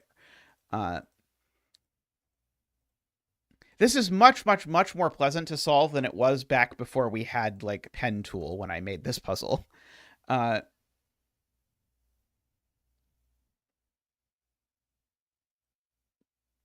I agree. These two both are sort of boxed into being Hunter, because we know that Hunter and brown form a border that stops blue and red from getting into this region between them. And these can't be brown, so they can only be Hunter. Oh, 6 in column 9 is one of these two cells. Oh, and it's not there. Right. 6 in column 9 can only go here, is Jim's point. Thank you, Jim. And thank you, D-Web. Nice to see you, by the way, D-Web. So we can cut that off. Can that possibly be Hunter? 5, 6, 7, 8, 9. It can't, although I'm not super thrilled to use it, but I think it would make too many... oh, maybe, actually, sorry, maybe it could still, because this could get taken by the red. Let's see. The last 6, I am being told, is in column 4. So it's there. Okay, so now this can't be Hunter, so now it is blue. Good. 2, 3, 4, 5. The column needs a 5. And the none bomb 7, 8, 9, I guess, is what the column needs. Let's see. 4, 5. Okay, so these are just 7, 8, 9, just for the column. Just for the record. Yeah, blue connecting is important. If this is not blue, it's Hunter, and then that doesn't work. So we definitely need to do that.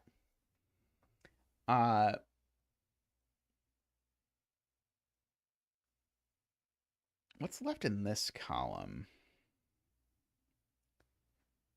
Okay, we do have to fit a 4 somewhere, I guess, in this column. Okay, let's see. This is the none bomb 789. Let's black flash the none bomb 789 for old time's sake. We can keep track of that.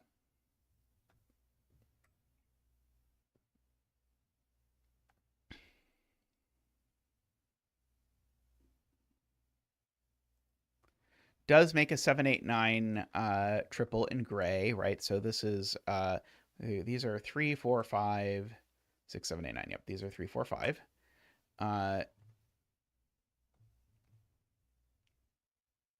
black splash in row 1, column 7, right? One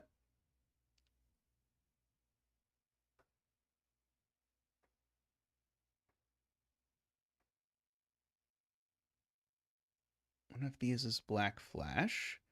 Let's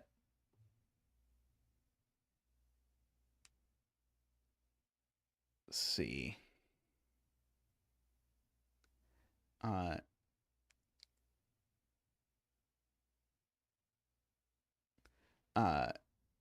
Row 6 is black and 5. Right, okay, sorry. You're saying these two cells are black and 5. Okay, I understand now. One of these two is 5, and one of them is black.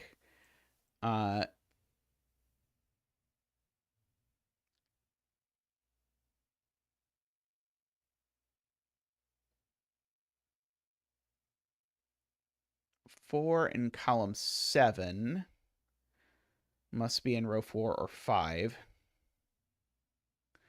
Creating an X-wing. Yep, absolutely. Agree.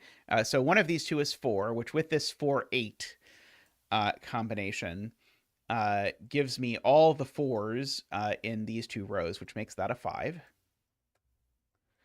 Which makes those a 3-4 pair. That has sort of lined up over there like that.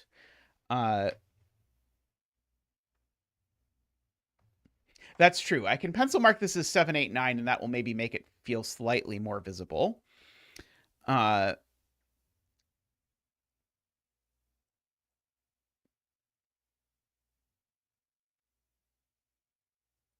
Sorry, it's not a 9. It's even a 7, 8. Right. Orange bomb is only 7, 8.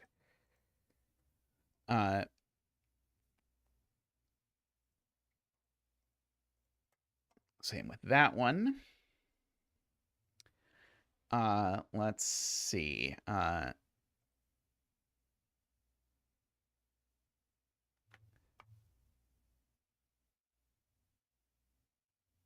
The orange bomb is not 9 because this is the orange bomb and it would point off the edge of the grid. Hey, Dorlier, how are you doing?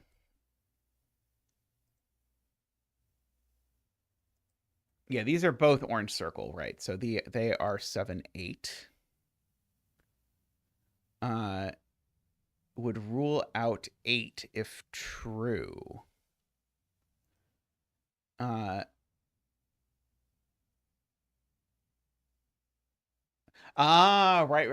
There we go. That's the key. That's the key step there at the end, is that these two can't be 8 because orange can't be 8 because it would break this.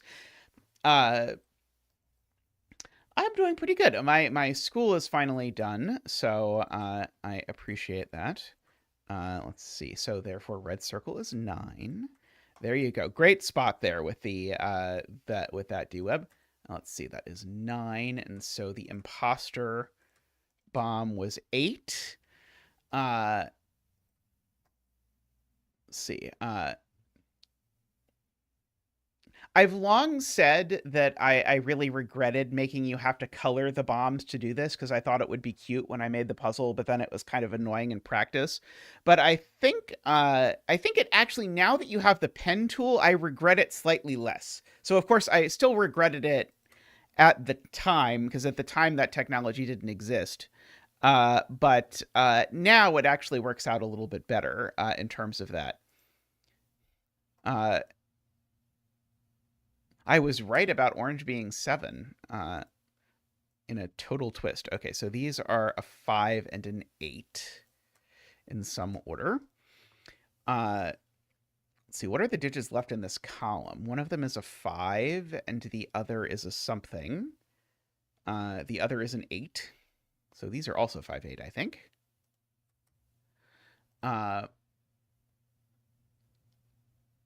No 8 next to 4 across region borders. Right. This is broken by that 4. So that's so that's a 5 and that's an 8.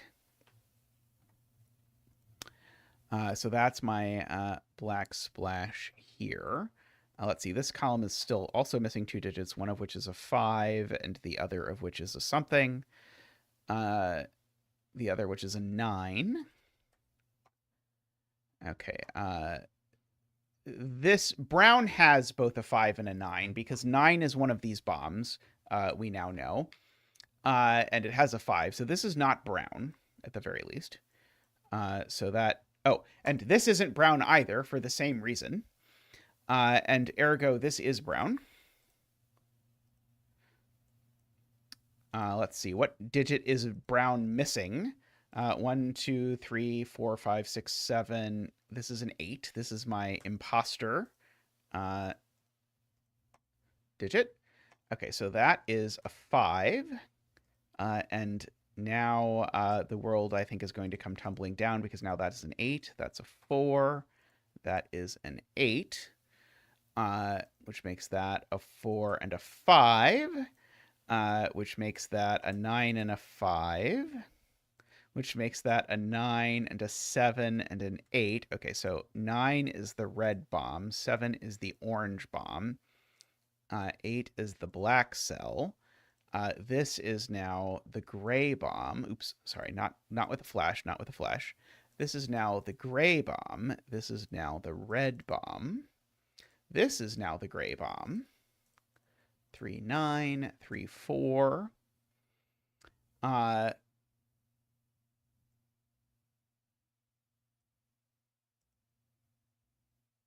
Oh, this 5 can't be blue. Right. So this is James's point. This 5 is not blue. By the way, welcome, James. I'm not sure if I've seen you around before, but this is definitely now Hunter.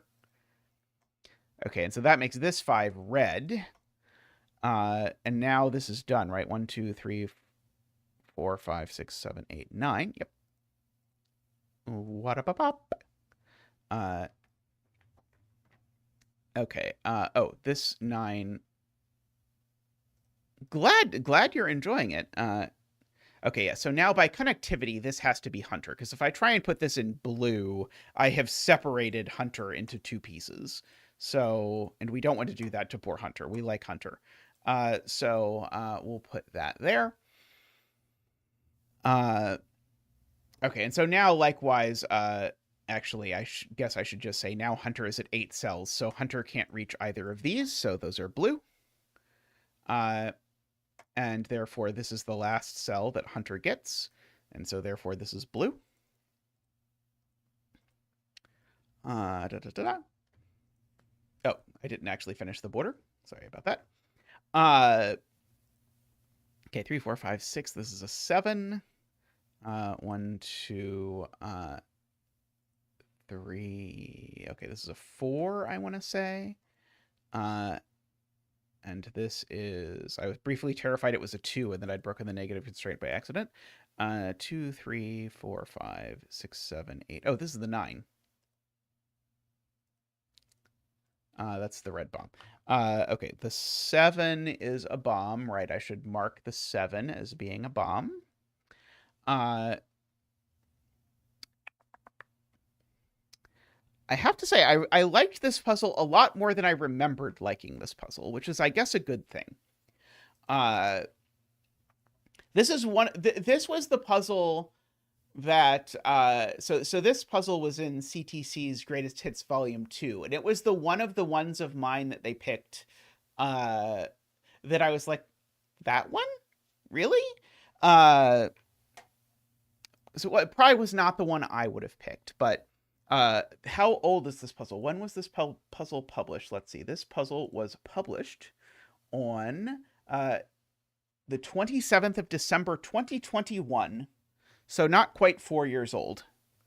So I've been doing this for a while, I guess. I remembered solving it with less Sudoku pad tools. That's probably part of it, yes. That is assuredly a piece of it. I really like the idea. One thing I kind of want to go back to is the arrows pointing at bombs idea of the, like, figure out what the bombs are by figuring out, like, how far they are. I've tried to do that before. So the channel is just about that old. So we've been doing the channel. So this is stream 350. And so I will tell you that if you look after this, so I set this before the channel, or maybe after I streamed once a day or two, or a couple times, like I streamed like a random Thanksgiving or something. But then I started doing the channel, and then one of the first puzzles I did on the channel was an S cell puzzle. And then I started studying S cell puzzles. And that's when I set Archa, which is then just a couple weeks after this. So I think actually the this is right around exactly when I started the stream. Oh boy! And so next up we get to do antimatter, and then we get to do my first Hayawaki.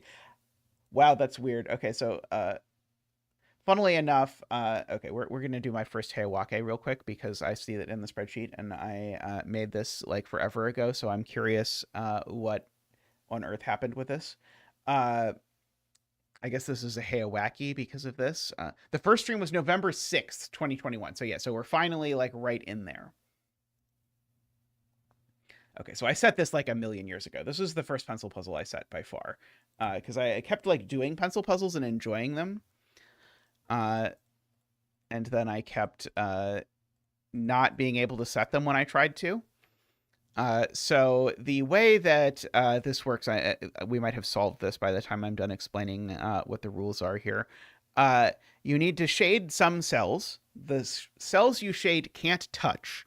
And you need to keep the unshaded cells, that is the ones in green, connected. And if you have a clue here, it needs to be that many. So I can't shade these two, for example, because that would disconnect the greens. So I have to shade these two. And the other rule, the tricky one, is the line of sight rule, which is that if you have a contiguous line of green cells, it can't cross more than one region border, which is definitely the weird rule. So I know one of those two is shaded. Oh, that one's shaded just by the border rule. Notice how I pulled up this instead of antimatter as my as a puzzle to do. Oh, this. Oh no, I'm not quite out yet. Let's see. I know one of those two has to be shaded. Oh, column 5 border. Yep. Perfect. Thank you, Laura. And now that gives me another border. So most Hayawake puzzles have rectangular regions, but not for any particular reason. It just is sort of the standard. But there's nothing, like, you don't have to modify the rules in any way if you want to make it sort of weird. Not that you really have any reason to make Hayawake even weirder, but if you're into that kind of thing. Let's see. Okay. I know I need one of those two to be shaded. I guess unless this is shaded, I need one of these two to be shaded. I need one of these 3 to be shaded. But I can't shade 3 of these, I guess, is the thing that I'm supposed to say. Because if I shade 3 of these, it would have to look like that or like that, and neither of them will work. So if I can only shade 2 of these 3, does that tell me something? I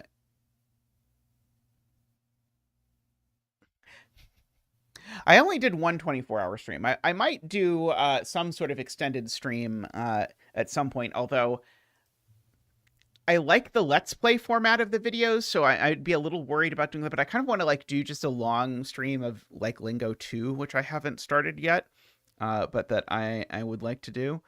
The short version is I don't know what I can do down there.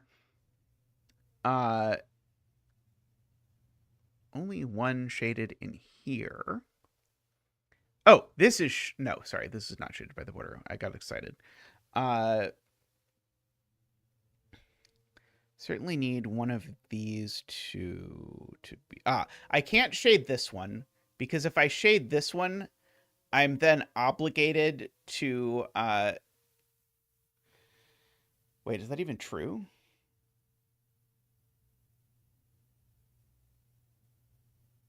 Sorry, I think I was lying again. Column 7, 2, 3, 4, 5, 6, 7. The 2 between the green are one of each. Right, this is definitely one of each. And do I know anything about, like, if this one's unshaded, that one's shaded? I remember I made this, like, right when I didn't know really just about anything about... By the way, I think I have a better streaming format for this. My cursor's gone? Is it back? Why is my cursor gone? Oh, it's back. Okay. It's like, I have no idea what could possibly cause that, but I remember this was before I really understood anything about this, and I remember that Freddie Hand did it, who's one of the Gap setters, although this was before Gap, and he said something to the effect of, there was a weirdness down in this corner or something, which suggests to me that this is some non-standard deduction, but I at the time I said it didn't know what the standard deductions were. Let's see, I definitely need one of these to be shaded.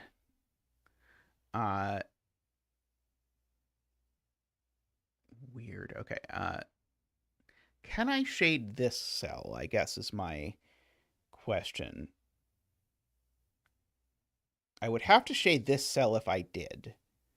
Oh, that doesn't work. There's a sort of weird, like, cascading effect down here of, if I were, just to show it to you, if I were to shade this cell, I would have to unshade that cell, and I have to unshade that cell. Oh, that just breaks immediately. Never mind. That breaks immediately. Sorry, I know one of these two is shaded, so sorry. It's much easier than I was saying. I know one of these two is shaded, and if I... sorry, one of these two is shaded, and if I shade this one, I have to shade that one, and that doesn't work. So that's unshaded. Okay, that is much, much better than my argument, which was going to be that eventually you broke connectedness by following a chain of stuff up to the end of the Earth. I still know one of these two is shaded. I know one of these two is shaded.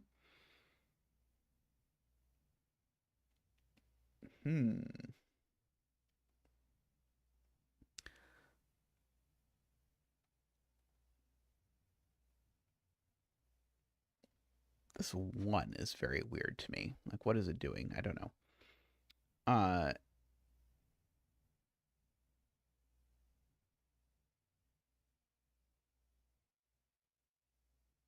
That shaded, that shaded? Weird. Okay. We can do it. If that's shaded, that's shaded. Yeah, the same thing goes if either of these is shaded, I suppose. What on earth am I supposed to see here? I'm sure I once saw it. Let's see. If this is shaded, let's see. Does this being shaded break? Because it forces that to be shaded by the border rule.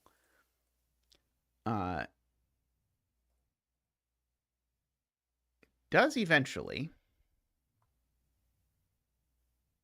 Right. There's sort of a string of 3 cells here that are linked in this problem. If this is shaded, it's because one of these two is shaded and one of these two is shaded. So if I shade this one, it immediately shades both of those, which is a little tricky to see, but it's reasonable. Third from the right, second from bottom. Can't be shaded. It breaks line of sight. Right. This is also unshaded, because if this were shaded, just to show you what DWeb is saying, if this is shaded, now that's unshaded, and now I'm obligated to shade this, and then I have now closed off my green, so that's unshaded. Okay, so I know one of these two is shaded, and I know one of these two is shaded, and so that gives me that those two are unshaded, at the very least. If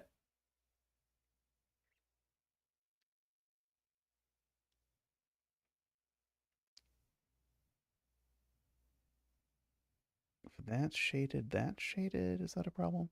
Yeah, that is a problem, because I know one of these two is shaded, and I know one of these two is shaded, and I can't connect them. Here's where, like, the way I think about Heiwake is, I think, a little bit different than the way a lot of people do, because Puzzlink doesn't have a tool to mark an edge to say one of these two is shaded, which it certainly doesn't have, not because Puzzlink doesn't have, like, every feature that everyone who solves things wants, but that must not be a standard way of thinking about things, because Puzzlink has, like, all the features in the entire world.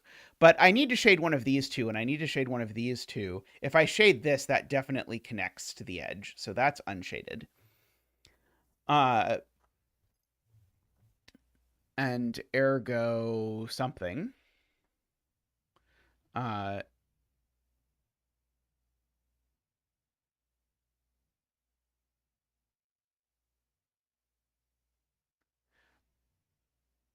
Right. Either way, that this, whether it's those two that are shaded or those two that are shaded, this has to escape here, like that. Agree. And so therefore that has to be shaded, because we need to break up that line of sight. And now I can't shade those two, so I have to shade those two. And now I can't shade that one because of that, so now I have to shade that. I have to shade that because of that border rule.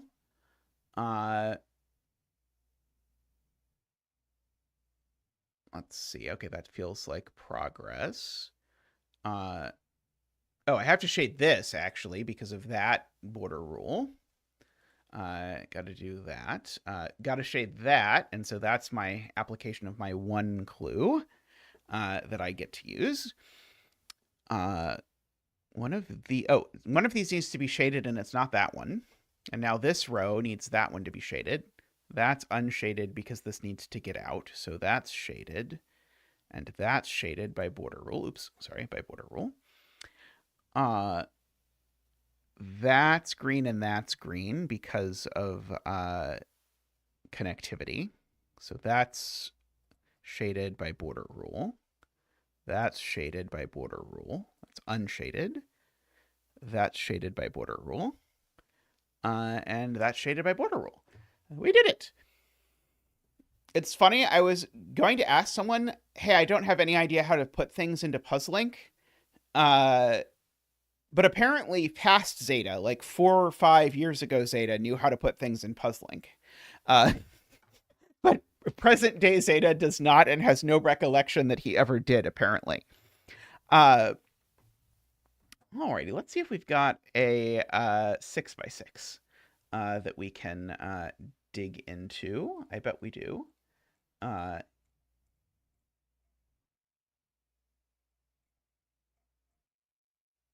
unknown user.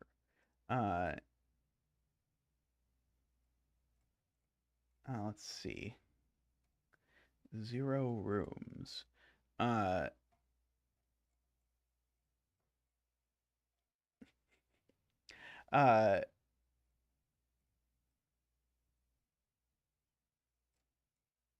Okay, let's do this Polando.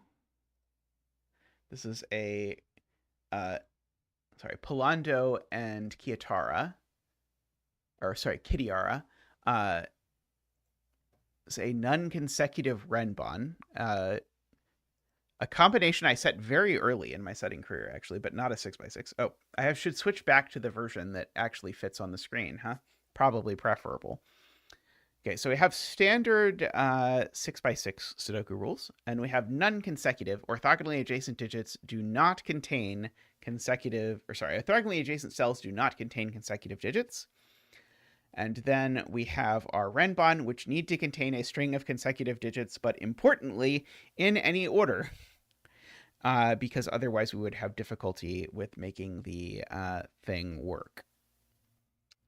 Okay, so we know... I guess if I want, I can mark that the 2 in this box definitely goes in one of those 2 cells. Let's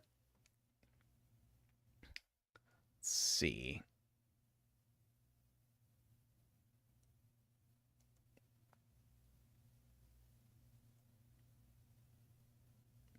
I guess I know that these 2 digits in this box go there and there. just by doing these sorts of things. And ergo, I know that this digit in this box goes there. Oh,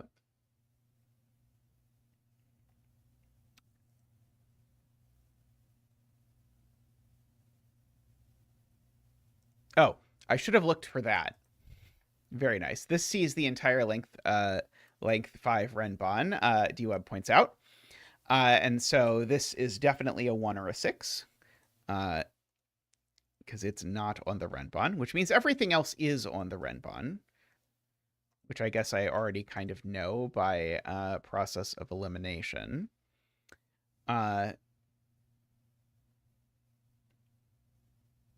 So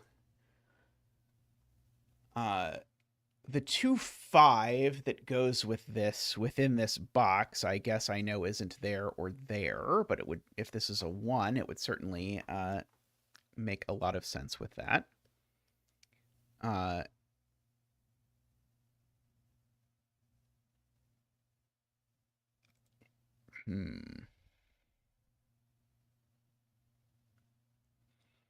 I know one of these is a 1.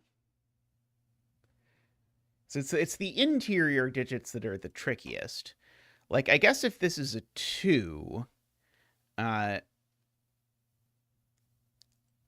that immediately make that a 1?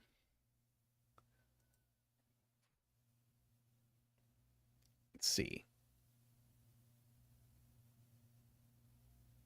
If this is a 2, then it certainly puts the 1 up here.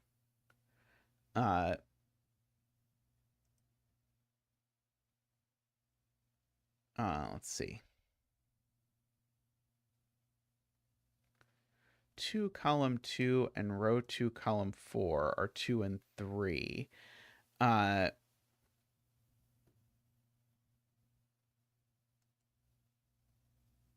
Okay, so this is something about like what digits this is consecutive with. So if this digit isn't the most extreme digit on this renbon, oh, this digit just is the most extreme digit on its renbon, because otherwise it doesn't have 2 places that are not consecutive with it. So this, if it's in the middle of the renbon, like say if this is a 3 or a 4, then this would need to have places that aren't consecutive with it to put a 2 and a 4, say, and that doesn't work. So this is the most extreme digit. And so whatever it is, be it a 2, a 5, or a 6. And then this is the next... this is the digit that's consecutive with it, so this is not the most extreme digit. So I don't know. I guess I'm gonna do something controversial, and I'm gonna make this an A, and say that this is the B.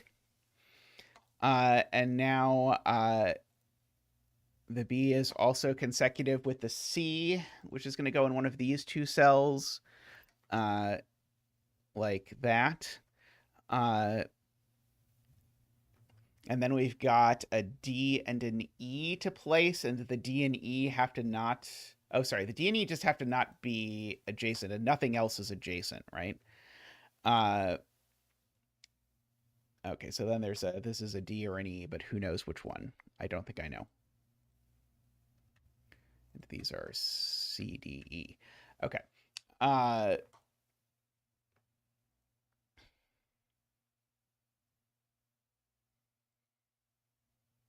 Oh, sorry. No, I can do better. Where does B go in this box?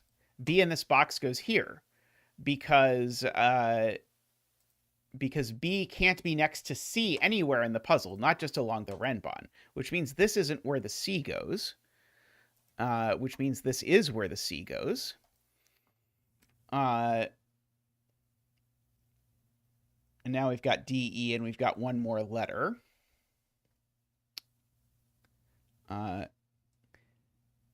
The A and the C have to go up here because they can't...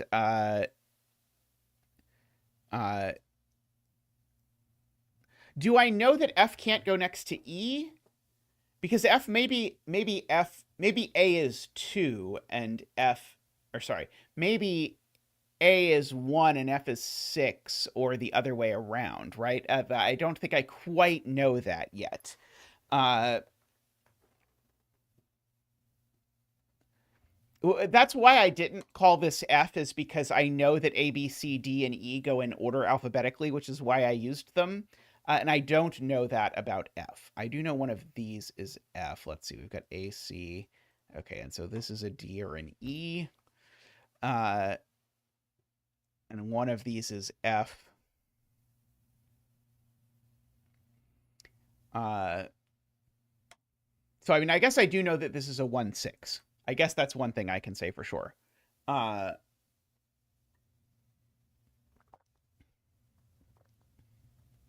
Right, because this is not on the Renban. Yeah, this is a DE, that's true.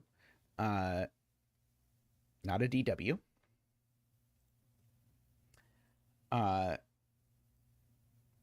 One of these is a 1-6. I don't know if E and F are consecutive. That is the tricky part here. But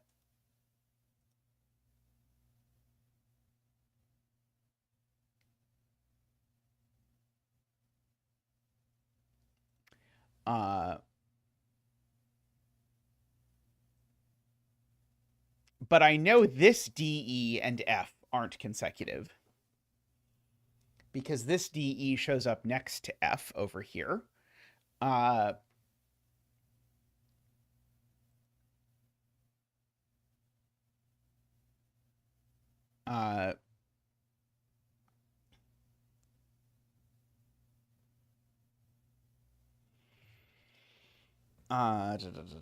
What does that tell me? So A through E are either 1 through 5, 2 through 6, or something.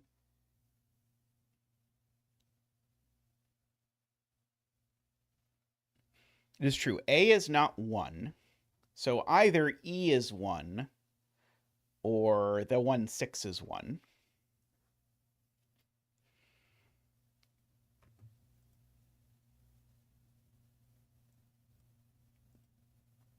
So either that's 1 or there's a 1 over here. Yeah, A and E are the extreme digits of this Renban.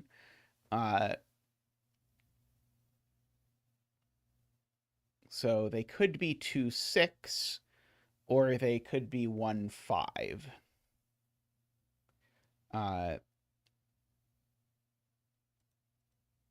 If this is a 1 and a 5, let's just let's just game it out. If A was 5, this would be the 1. That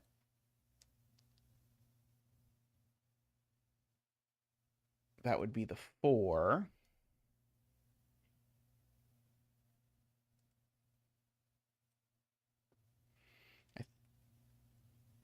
I think that breaks because of this digit. Because this digit is consecutive either with A or with E, I guess is the point. It's, of course, not consecutive with this digit. So it's either consecutive with this digit or with A, I guess is maybe my way to think about it. But I don't quite know. Okay. I could ask where this 1-6 goes in this box. And I know this 1-6. It's not B, for example, for sure, because B is a middle cell. It's not C. So this 1-6 is either the A or it's the E, which could go there, of course.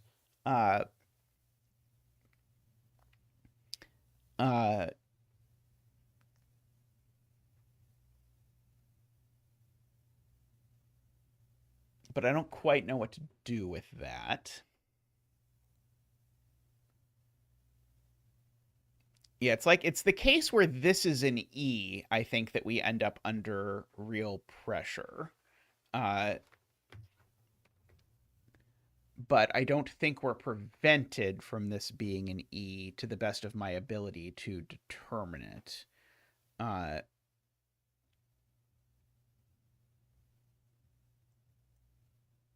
Yeah, these are not...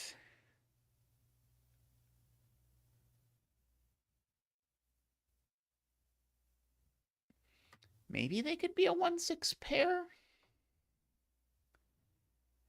So I don't think I know A is 1 or 6. A could be 2 or 5, I think. As best I can tell.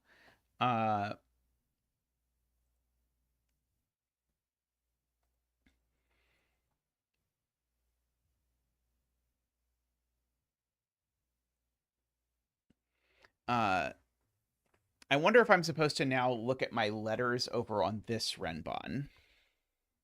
Because this Renbon needs a B, I guess, is the point. And one of these two is B. So if I just sort of like delete everything over here and just purely think about this in terms of Letterland, this can't be B because B is consecutive with A. So the B is definitely over here. And then we need a C, which can't go in either of these places. So the C has to go in one of these two places. Sorry, C. And now the D can't go over there. So now the D has to go over here. Oh, also the A is over here, actually. Oh, sorry. I don't know that there's an A on this Renbon. Sorry. I don't know there's an A on this Renbon. But I do know there's a B and a C because all the interior digits are here. This can't be C because C and B are consecutive, and this would be this would touch the B.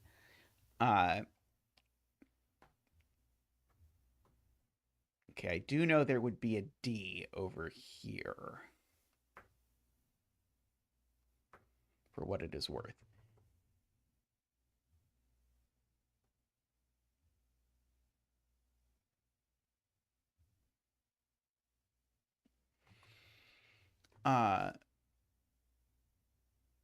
So definitely if there is an A on this Renbon, then the A has to go there, and that's the C.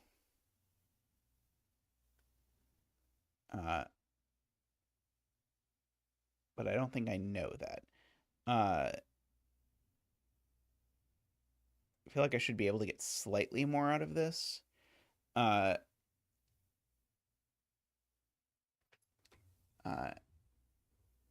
D's definitely in this box. And I don't necessarily know there's an E on it at all. Where's C in box 4? That's a good point. C in box 4 is in one of these two cells, which tells me this isn't B. So actually I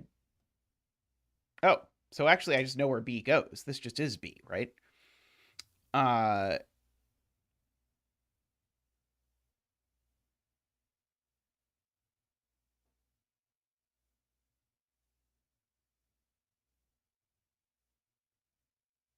Oh, right. This isn't... Okay, yeah. So right. C is in one of these two is the point. Oops. C is in one of these. So this is not B or D. This is not B or D. Sorry, I'm hitting the tab key to try and backspace, which always gets me. And now I know where my B goes. I thought. Now I know where my B goes and where my D goes. And so now this has become an E. And a D and an E up through there. C actually can't go here, so C goes here.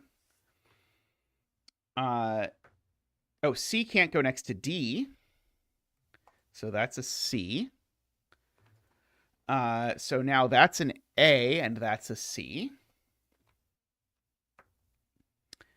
And now the A in this box is here, because the A can't go next to B.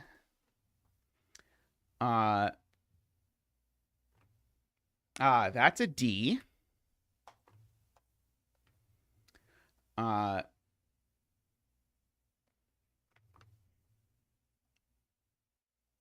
So that's an F. So it's the same digit that's missing from both.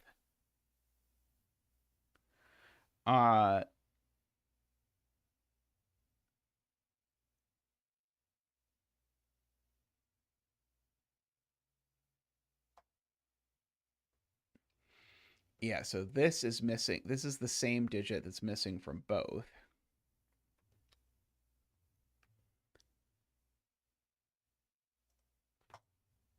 Yeah, so they have the same digits. So that's an E and that's an A is the short version. And so that's an E over here. And now the B is not a 1, so that's the B.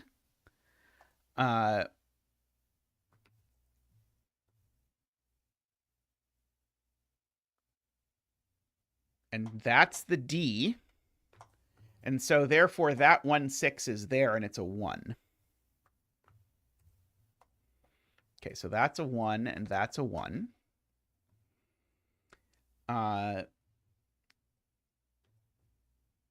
One of these two is a 1. Okay, this column still needs a C, so let's go ahead and fill in the C and the 1. So in fact, I guess that'll be a 1 in a moment. This column still needs an A, and so that's therefore a D. This column still needs a B, so that's the B. And that's the E. This column still needs a B, so it's there.